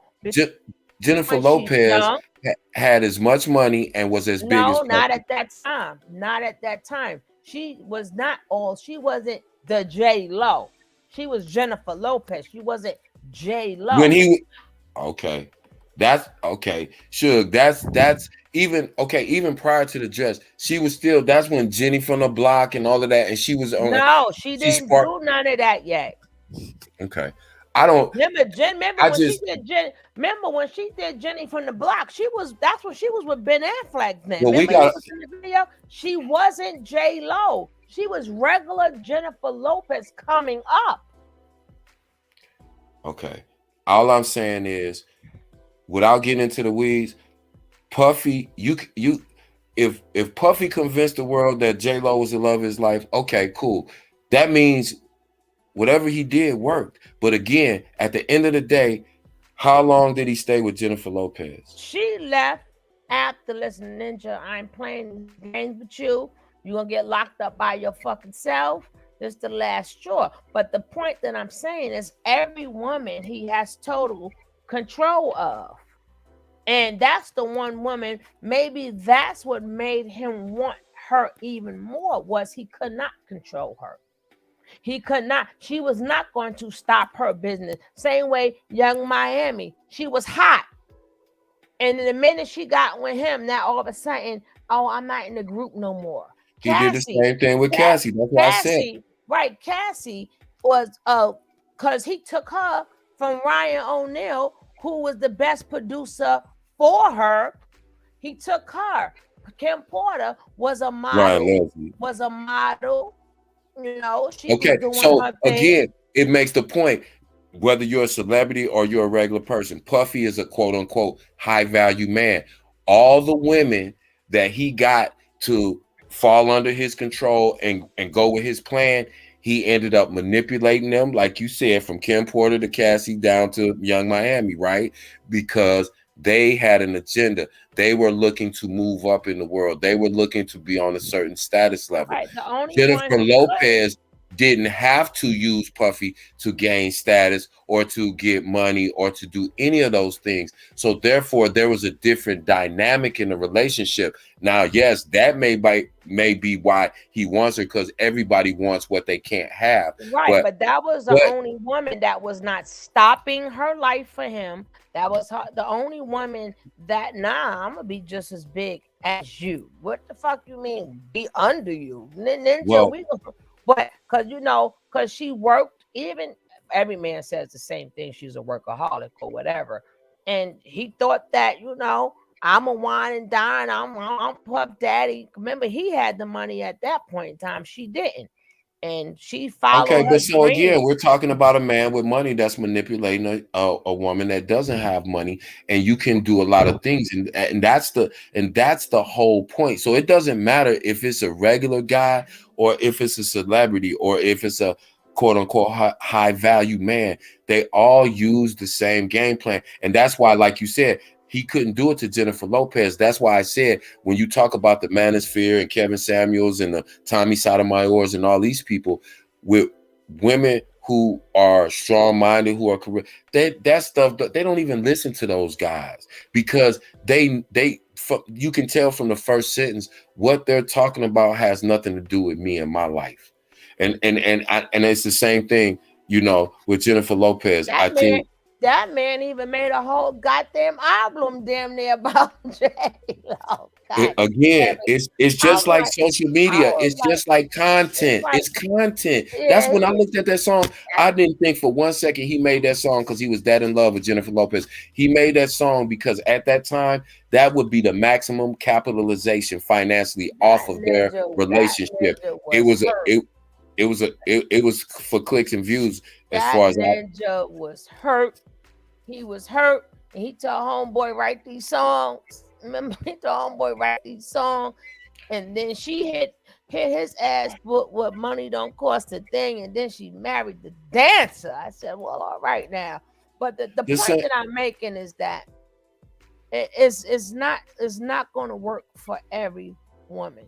You know, some women it's not going to work. That's like I said. That's just like me. Certain things is just not going to work. And there is, because I'm the one returning people down, so it's always meant for me. But it's always going to be a thing that you're going to find who's right for you. Right, and you don't have to be. You don't have to be what they categorize or they try to tell you as a high value woman, because just like Suge just made the point a little while ago, Cassie left Puffy for her trainer. Shawnee O'Neal, Shaq's ex-wife, left him for her trainer. Why? Not because they were high value, but because of the way that they treated them. Period. End of story. She left it. She went to a no-name man. We don't remember his damn name, but now she with the Pastor Ken. But the other guy, shit, he was a secret. A lot of these women go right back. They thought that life was for them, and then they realized, nah. Most of these women, look at little young man. She's a young, she has so much. Girl, you got too much career to go. Puffy is her daddy's age. Why you following this man everywhere? And Puffy is her daddy's age, literally. And then probably older than her daddy. And then she sits up there, and I already knew for a fact she effed up when they did that interview, and then he tested her to see how brainwashed she is. And then something like, you want to get married, something like that. And she was like, no, and no, and no. I'm like, you supposed to have yes, right? Supposed to see what he was going after that. But when you sat up there and let him know, I'm only here to be a toy, that's how he's going to treat you. Because even though I'm not saying that he treated Cassie better, but Cassie had more respect. He knew to say, Cassie's my girl. He knew when somebody went after her on that radio station, he went right up to that radio station like, now you ain't talking to her. So once again, women, stop listening to everything a man say. Just because he act jealous don't mean he is. They broke up a month after he came up and defended her honor. And don't you say this? Why they broke up now? You understand what this stuff is all for views. These people are not sincere. Puffy can get up here all he wants to. Yeah, y'all can, and you want to get married and all this, and they break up a month later. These people, they know what to say to the public. Puffy knew it gained him sympathy for him to act like he was in love with Young Miami because, like you said, she was hot. Everybody was loving the city girls, especially Young Miami. Everybody was rooting for her, right? Puffy played right. Puffy and now Puffy don't love nobody but Puffy. Puffy don't love his kids as much as he loves himself. That's my opinion. But I'm just saying, I don't think Puffy even loves his kids as much as he loves himself. You can't dispute that. But the thing is that she let it be known. Yeah, I just want to be spoiled. I'm like, girl, you left a whole career because Puffy don't like his.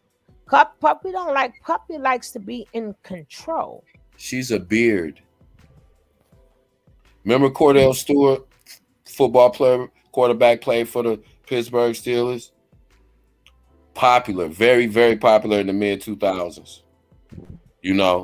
And he was married to Portia from Real Housewives. And it didn't come out till she got on the show and got mad that she was his beard. Right? So this, you got to understand when people are in the spotlight, almost every single thing that you see is for public appearance sake. Almost everything.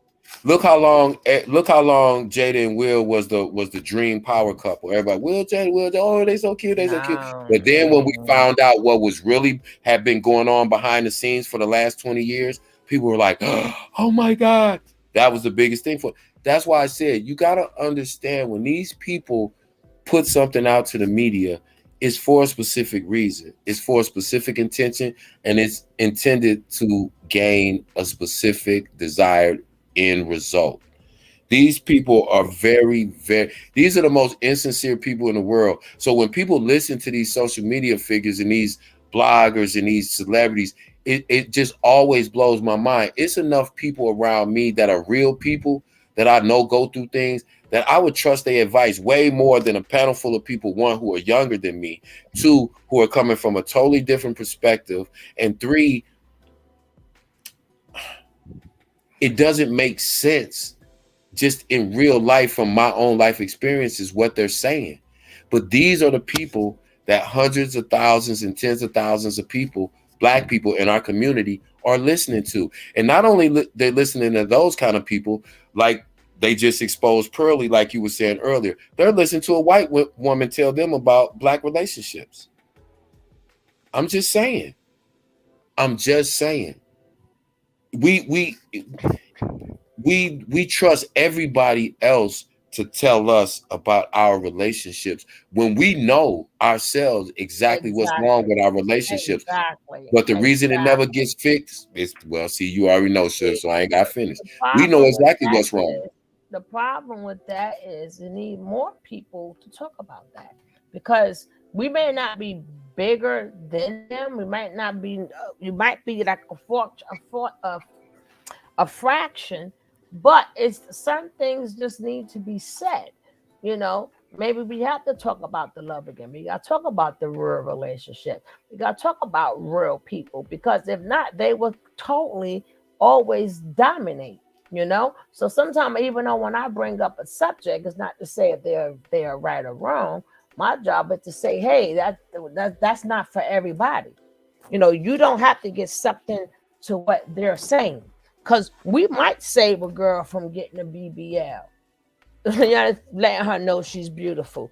We may save her. We may, you know, tell a woman, you know, don't listen to them when they tell you your job don't matter. We may have a future astronaut or a future whatever, you know. So people act like they're scared to combat what they're saying. That's their job to do that. But now we have a job to do what we do. You know, we got a job our job to talk about real people, real lives, like real things. And if it's a problem, how we have real solutions. All of this being a robot, and then the man is the high value woman, and they have the brain, they have the logic, they're meant to lead. They even I mean, well, that's why it starts with us. Because again, like I said, we all know what's wrong in our relationships. But if we can't even fix our own relationships when we know what the problems are, how can we possibly build a community? We always talking about a village. How can we possibly be assistance to another couple who might be having problems and that are a little less experienced than us and are a little younger than us if we can't get our shit together and we're the elders?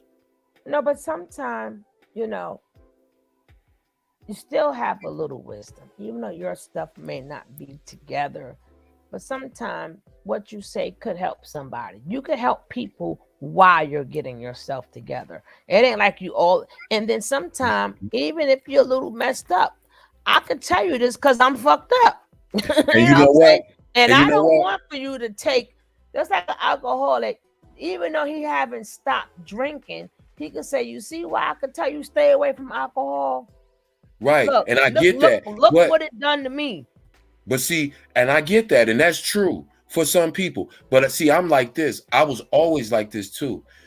I already know what drinking too much or using drugs will do to you. So for a drunk to come and tell me, hey man, young brother, yeah, this would have happened to you, man. You need to like. My thing is, you can't talk to me about not drinking and you a drunk. Because I already know, not to be a drunk. You understand? I want to see you. I want to, huh? I'm saying for somebody who's speaking to people who don't know. You do I understand, know. but Right. we got to understand, but we know that's common sense. Drinking, being a drunk. It's not common sense for everybody.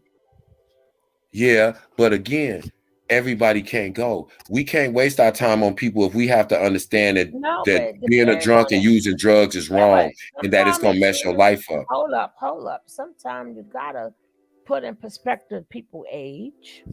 I get that. All that's a factor. So I'm saying, so we can't tell somebody that a drunk could say, see them kids, seeing them going the wrong way, and you always got that one kid, and of course they're not going to understand it. So somebody like, listen, look at me.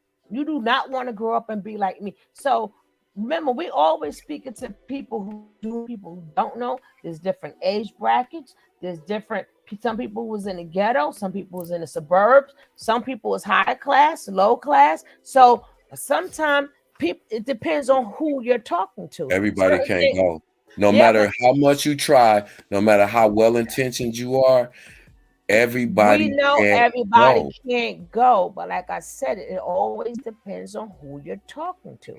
So so with everybody, not everybody. Let's stop talking to the people who not listening. That's what I'm saying. I never said not listen. I said people who don't know. Okay, but again, let's be realistic. By the time you're 10 years old, you know, and you've been told enough times not to use drugs and not to be a drunk and a bum. No, you can't say that. You can assume by the age of 10, but not if it's not in your community or something. Like a lot of people, especially if you're Caucasian, they didn't even think about drugs until they started doing the drugs. And it's been, especially heroin or something. Right. I'm not even talking about them. I'm talking about black people. Even black people, some people don't have them discussions. Sometimes it's not in your community. I be around people all the time, and even we in Brooklyn. That don't mean people in Bay Ridge know what's going on in the Star. It's two different lifestyles, two different sets of people. I get that. I understand that, but I'm not talking to the people in Bayside because they're already cool. The people who I'm trying to talk to, like, are the people that don't live in Bayside. You know, they live in Bed-Stuy. You know, they live in Red Hook because. Yeah, but all them kids still be together. I understand, but we don't have to talk to the Bayside kids because they've already got it, because they come from an environment where they don't see that, and that's not normal. And so they already understand that. Like I said, we don't have to talk to them. Just like I said, we don't have to tell career women, hey, watch out for the manosphere. You get what I'm saying? Because of what they're doing and their circumstances, that doesn't even. They understand what that is. So not when everybody, because but we're talking about some do though. Some do. It's not do, but a lot don't. Because I've seen plenty of videos where I understand, but we're not talking to the ones that do. We're not talking to them. We don't need to talk to them. We're talking to the ones who don't get it. That's not everybody. That's not a majority of the people. That's just some of them. And what I'm saying is we have to make the distinction. We try to blanket everything, and then we try to listen. Here's the thing. There's nobody. We've already got it established that nobody's life experiences are the same. Some people's are similar, but there's some people. So but what we got to also understand and say too, that if a person is so far gone that we have to explain to them using drugs is a bad thing, they're not going to be able to go, probably, because we've already established that everybody can't go. We're wasting time if you're 25 years old and we're telling you to stop gangbanging and stop using drugs. I'm not going to waste my time on him. That's not what I was saying, Kev. You twisted. No. I'm not saying you were saying that. What I'm saying. No. I'm not saying at all that that's what you're saying. I'm just making this statement. Correct. I'm just making this statement independent of what you're saying. Well, I'm just saying for people who don't know these things, because somewhere down the line they've been blinded from it or was never talked about. Nah, not Demisha. No, how am I talking about? I'm a mammy now. Don't be talking about Denisha. It's 12 o'clock there. I'm talking about mammy now. What's up, Cocaine? What's up, Danica? I'm a mammy now, Cocaine. I'm a mammy. Hey, Don't hey, keep talking about my girl Danica. Hey, she's 100% correct, huh? Let me ask you a question. How much longer do we have to stop telling young ladies to be hoes, not to be hoes? I don't. The ones who's hoes is hoes already. The ones that can say, the ones who listen. You put the information. You put the information out there. Whoever needs it is gonna take it. Whoever ain't gonna take it ain't gonna take it. But you can't tell me don't say it because they know already. That's not what I'm saying at all. I'm saying, as a community, we spend too much time trying to talk to people that we don't need to talk to. We don't need to warn all women about the manosphere. We just need to warn those ones like that are looking to be taken care of, that are looking for an easy route out. Those are the ones we're talking to. We're not even talking to the majority of women, because most women can listen to that and be like, that shit is crazy. I'm not listening to them. I'm listening to regular men that I run into every day that try to talk to me and that try to date me. So when I say that, it's not in relation to necessarily what you said. I'm just making a separate statement to say that we spend so much time trying to convince people that we will never convince. Like it's like the video that we just got through watching of the young lady sitting on the couch with her legs up. What are we gonna say to her that's gonna change her mind? Absolutely nothing. No, but now, I use it to spark conversation. Oh yeah, that's what it is. It's conversation. That's what changes people. Like that sparks it. Now, when we go into our dialogue, I'm not trying to convince her nothing. I'm not trying to convince them nothing, because whatever they want to do, I studied them for 2 years. I've been watching them for years, and I've been going at them for years. Yeah, I'm talking to the community. Yeah, when I say what I said, I'm talking to the community. We got to stop arguing with the Candace Owenses of the world. We got to stop arguing with these when they have an agenda, and they are going to stick to that agenda no matter what you say, even if what you're saying makes perfect sense. That's all I was saying, not in anything in like refuting what you were saying. I'm talking to the community. Stop arguing with Candace Owens. You're not going to change her. You're not. It's just like trying to change a Trump supporter. You're not. That's absolutely correct. Their agenda is their agenda, right? Yeah, and even if one or two of them change their mind, that's still a waste of time, because it's not going to be a big enough effect. And I'm talking about our community. We're trying to change a Candace Owens or a Tommy Sotomayor. Them are the people we need to ignore and not give no life to, because those are the people who are destroying our community. We don't have to argue with them and trying to convince them that they're destroying our community. If we stop viewing them, then they lose their relevance on YouTube, and then real people will have conversations, and that's what's going to help us more than Tommy Sotomayor or this chick that we just got through watching, or Kevin Samuels, or any of these other people, or Pearly.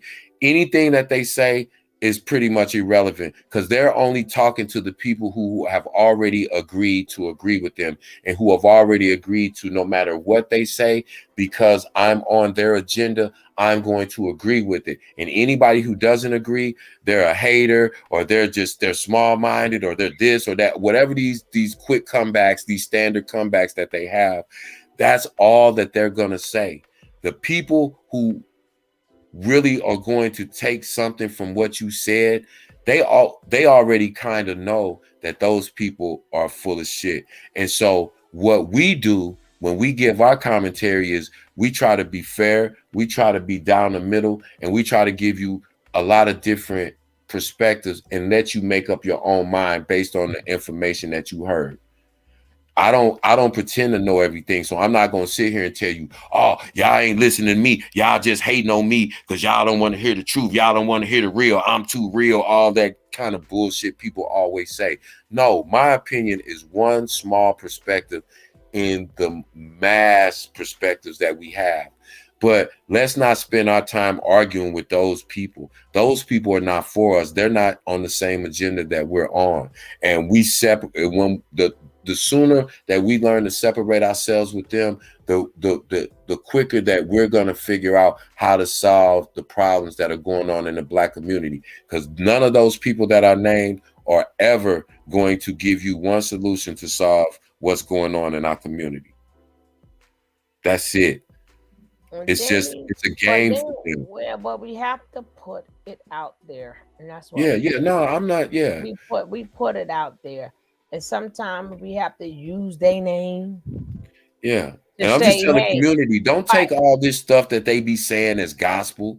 Don't take these people and think they're experts just because they look like they have money. Just because you have money don't mean your perspective is the right perspective. That's all I was saying. I'm just talking to the community. Don't get too caught up in it. You can't argue Kevin Samuels into rationality. And rest in peace, not to speak ill of it, but certain people, you just can't. Stop wasting your time on them. Talk to real men. Talk to guys that you encounter every day and be like, listen, I was just curious about something. What's your experience as far as blah, blah, blah? You'll get a more realistic perspective and you'll get a better understanding of what men that you're going to run into and that you're going to deal with think and how they, with their mind frame. You sitting back listening to these people on the internet, they're purposely putting things out there to keep us confused, arguing. But like Suge said, we put it out there, let you digest it, give you our opinion, and then you form your opinion, your point of view. We're not telling you what to think. We're not telling you how to feel. We're not telling you what perspective. We're saying, what's your perspective? Put yours in the pot and let's talk about it so that we might come to a mutual understanding within a small group of people and say, yeah, listen, we're going to work to try to make this better. Even if it's just within our small group right now, we're going to, like you were saying, Suge, we talk about love. We don't talk about arguing with nobody, beefing with nobody. Women ain't this, men ain't that. We give every perspective and we don't take it personal and we don't make it personal. Yeah, we're just trying to come up with solutions. Yeah, because you have to come with something different. I don't know who this is. I don't know who Luca something is. But hello. But the thing is, we have to come up with something different because there are regular people that's out here.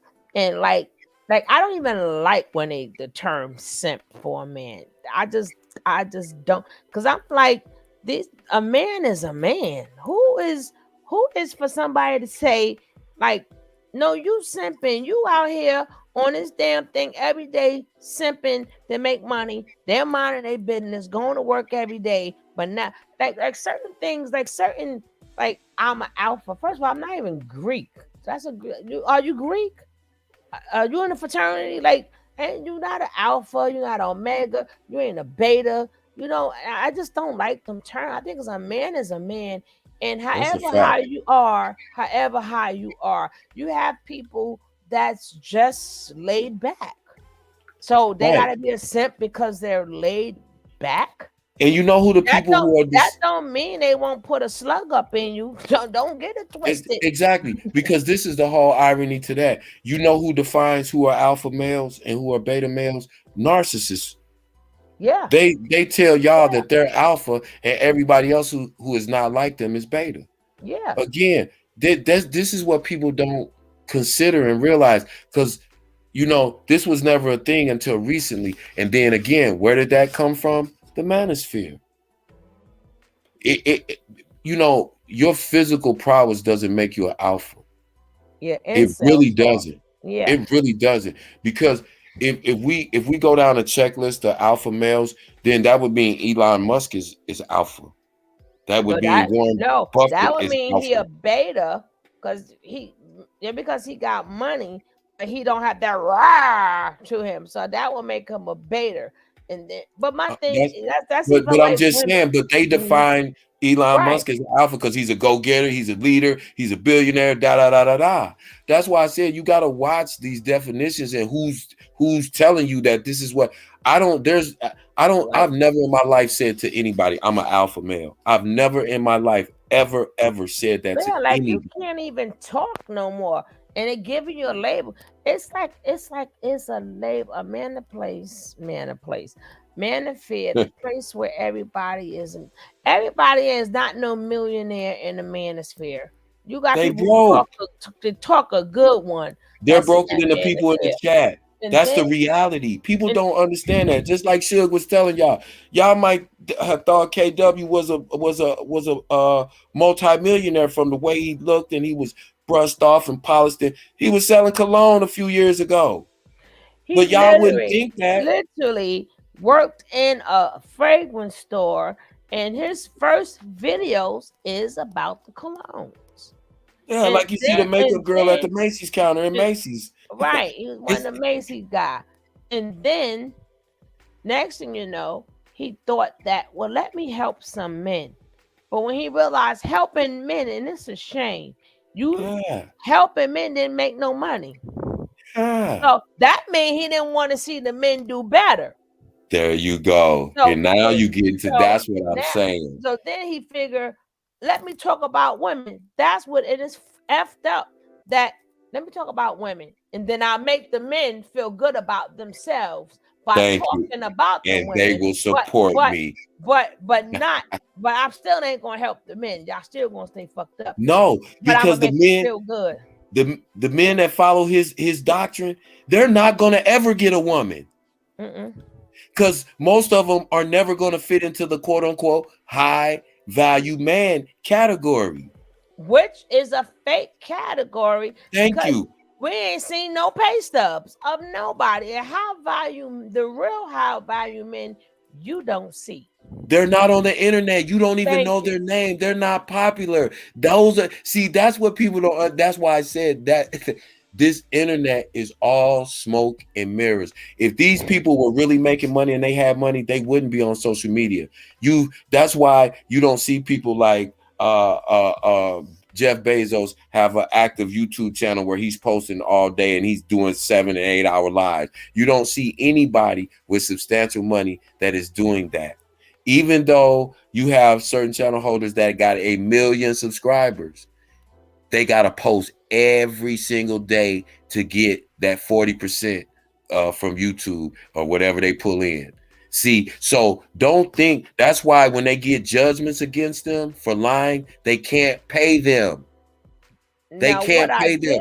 I guarantee you, and I don't even have to put out there the money I make. I bet you when I go to work on Friday or whatever they get paid on YouTube, it ain't once a week, but at the end of the month, I will guarantee you that I will bring home after taxes more money than 99% of the biggest YouTube channel holders on YouTube. And that's a fact because their analytics are up there. They show that information. Now, the one thing I used to like about Kevin Samuels before, I liked, like, he started from the bottom, selling the even what made him put, a channel together talking about fragrances. This smells good for men, and that don't. I mean, now we know everything he says is a lie, but I like when he started out in that effed up car. It's like, that's why when people say, what you can't do, yeah, you can. You seen the effed up car he had and that little old apartment he had, but he kept going and he kept going and he kept going. Then he found a need. He didn't like the way, the black man is being raised. He heard what man was complaining about. And you see, and you notice how, like you said, Suge, he started out, but once he crafted this image of himself, it transformed overnight. He went from a dude that was basically a 9-to-5 guy hustling like we all do to the international Renaissance man that was the godfather of it. You get what I'm saying? You see how powerful imagery is. You see how powerful a narrative is when you can get people to buy into it because they want to buy into it. He saw the need. He saw these men out here saying, women ain't this. Look how they treat us. They don't. He said, yeah, you brothers right. They don't deserve y'all, man. And that's how it starts. And like, you said earlier, and I think A put it in the chat. He even said it. I was making videos sincerely trying to help men. I wasn't getting no views. Soon as I started pissing women off, I hit 100K. Easy. His videos are getting 500, 600,000 views. Like, because when you know what people's pain is, a narcissist, that is their very thing. They will take your pain, your weakness, and they will exploit that for their benefit. The same thing Nature Boy did in a different way. Yeah, but Obsidian, first of all, let's go all the way back. Ain't none of them ain't saying nothing that has not been said. And a lot of this talking points, even though Obsidian did say it, but at the end of the day, in other cultures, that's how they talk. And they thought they would bring that over here.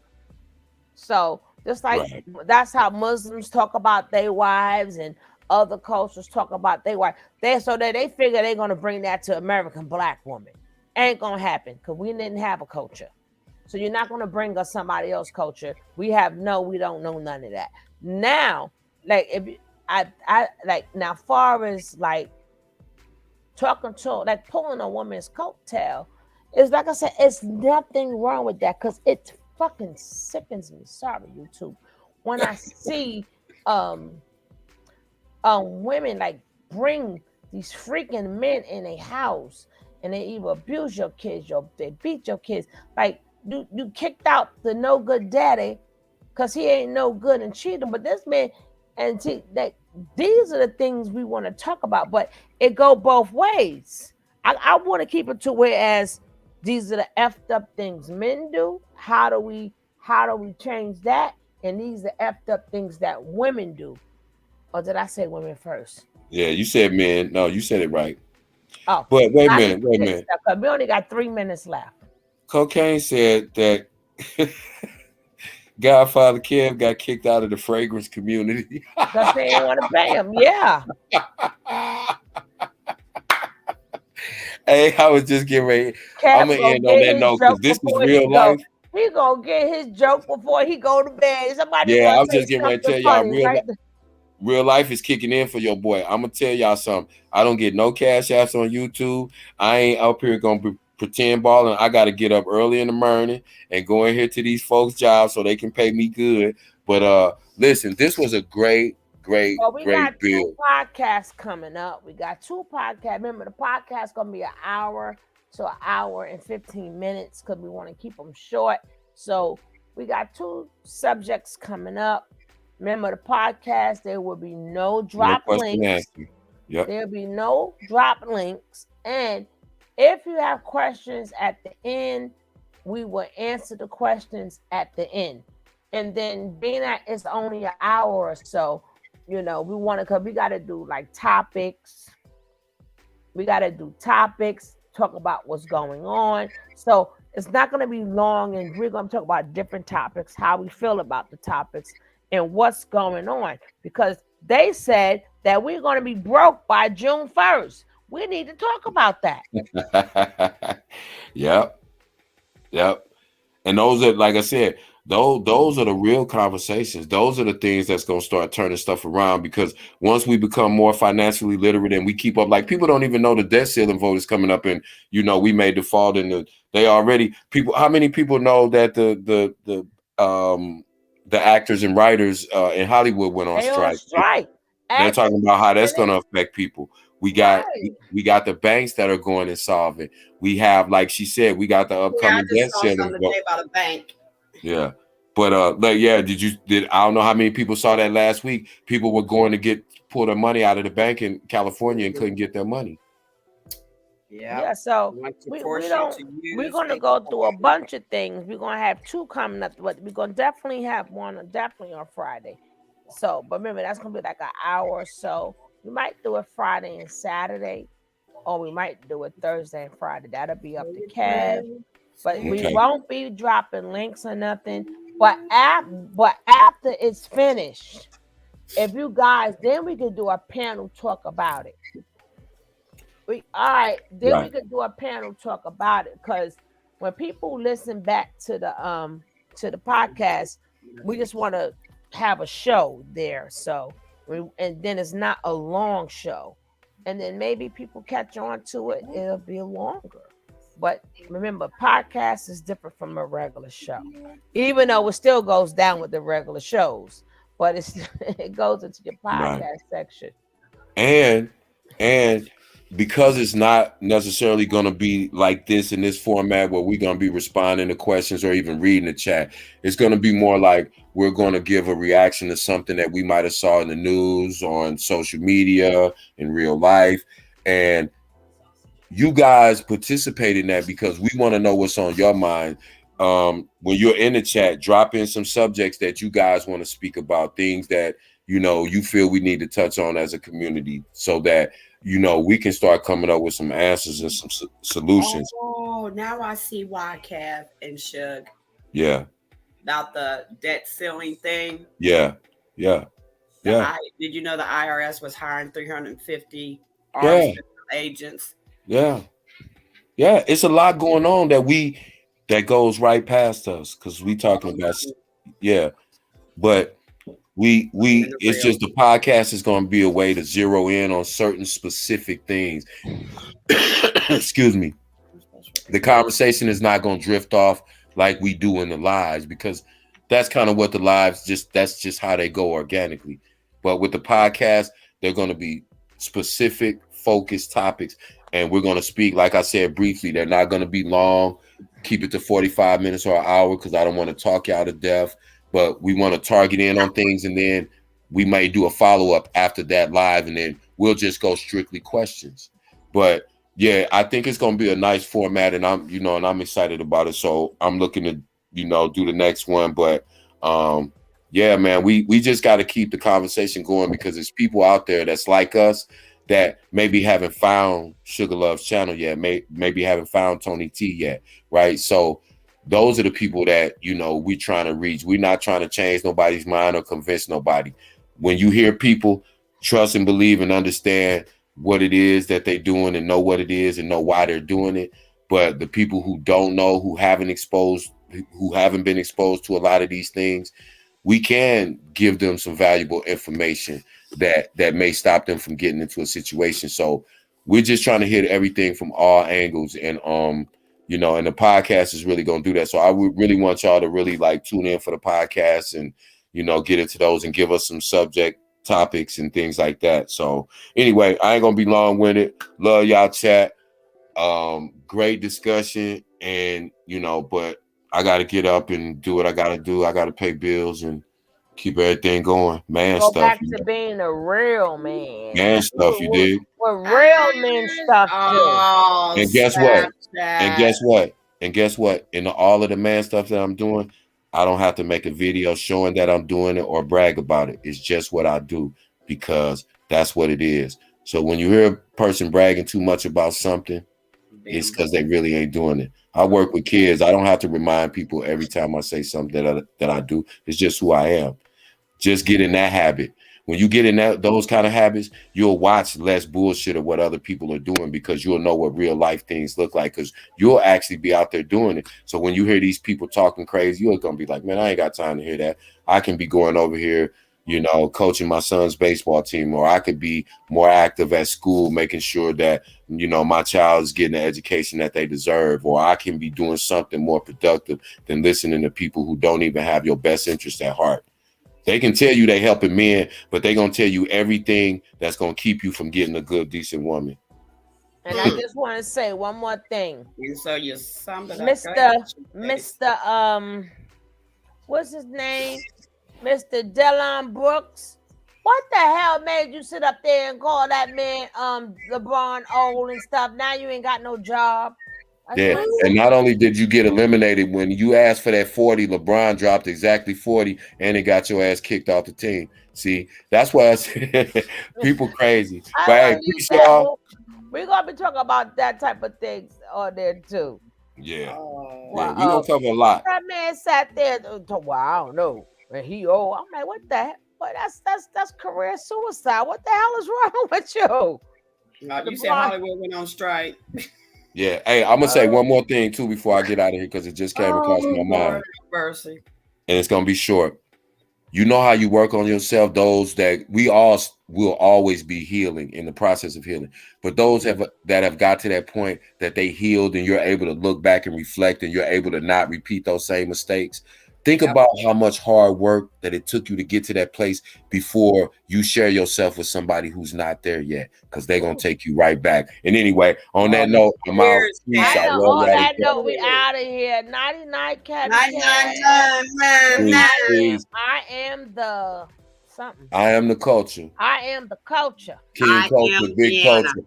I am the culture, period. That's why I say what I say and do what I do. Deanna, you already know what it is. Sugar, coffee, thank you. All right, I'm out. Peace, man. Cow smeller. Peace. All right, y'all. We went way overboard, but I love when we go way overboard. I love when we have these type of conversations. So I will see. Nah, that's going backwards. But we're gonna go. Kane gonna have to come up here when we speak upon these fan appear people. The fanosphere. The Manny Pan. I call them the Manny Panties. The Manny The Manny Candies. What about the Manny Candies? We're gonna talk about that. But I gotta go get some sleep. I gotta go to the doctor tomorrow. I think I don't even remember it. But if I show up at his door, the doctor better open it. All right, guys. Nighty night. Thank you for being here. I see you, sis. Coffee. Night night, sis. I call them the psychosphere, Christosphere. I call them the Manny Candies, the Manny Panties, the Manny Candies.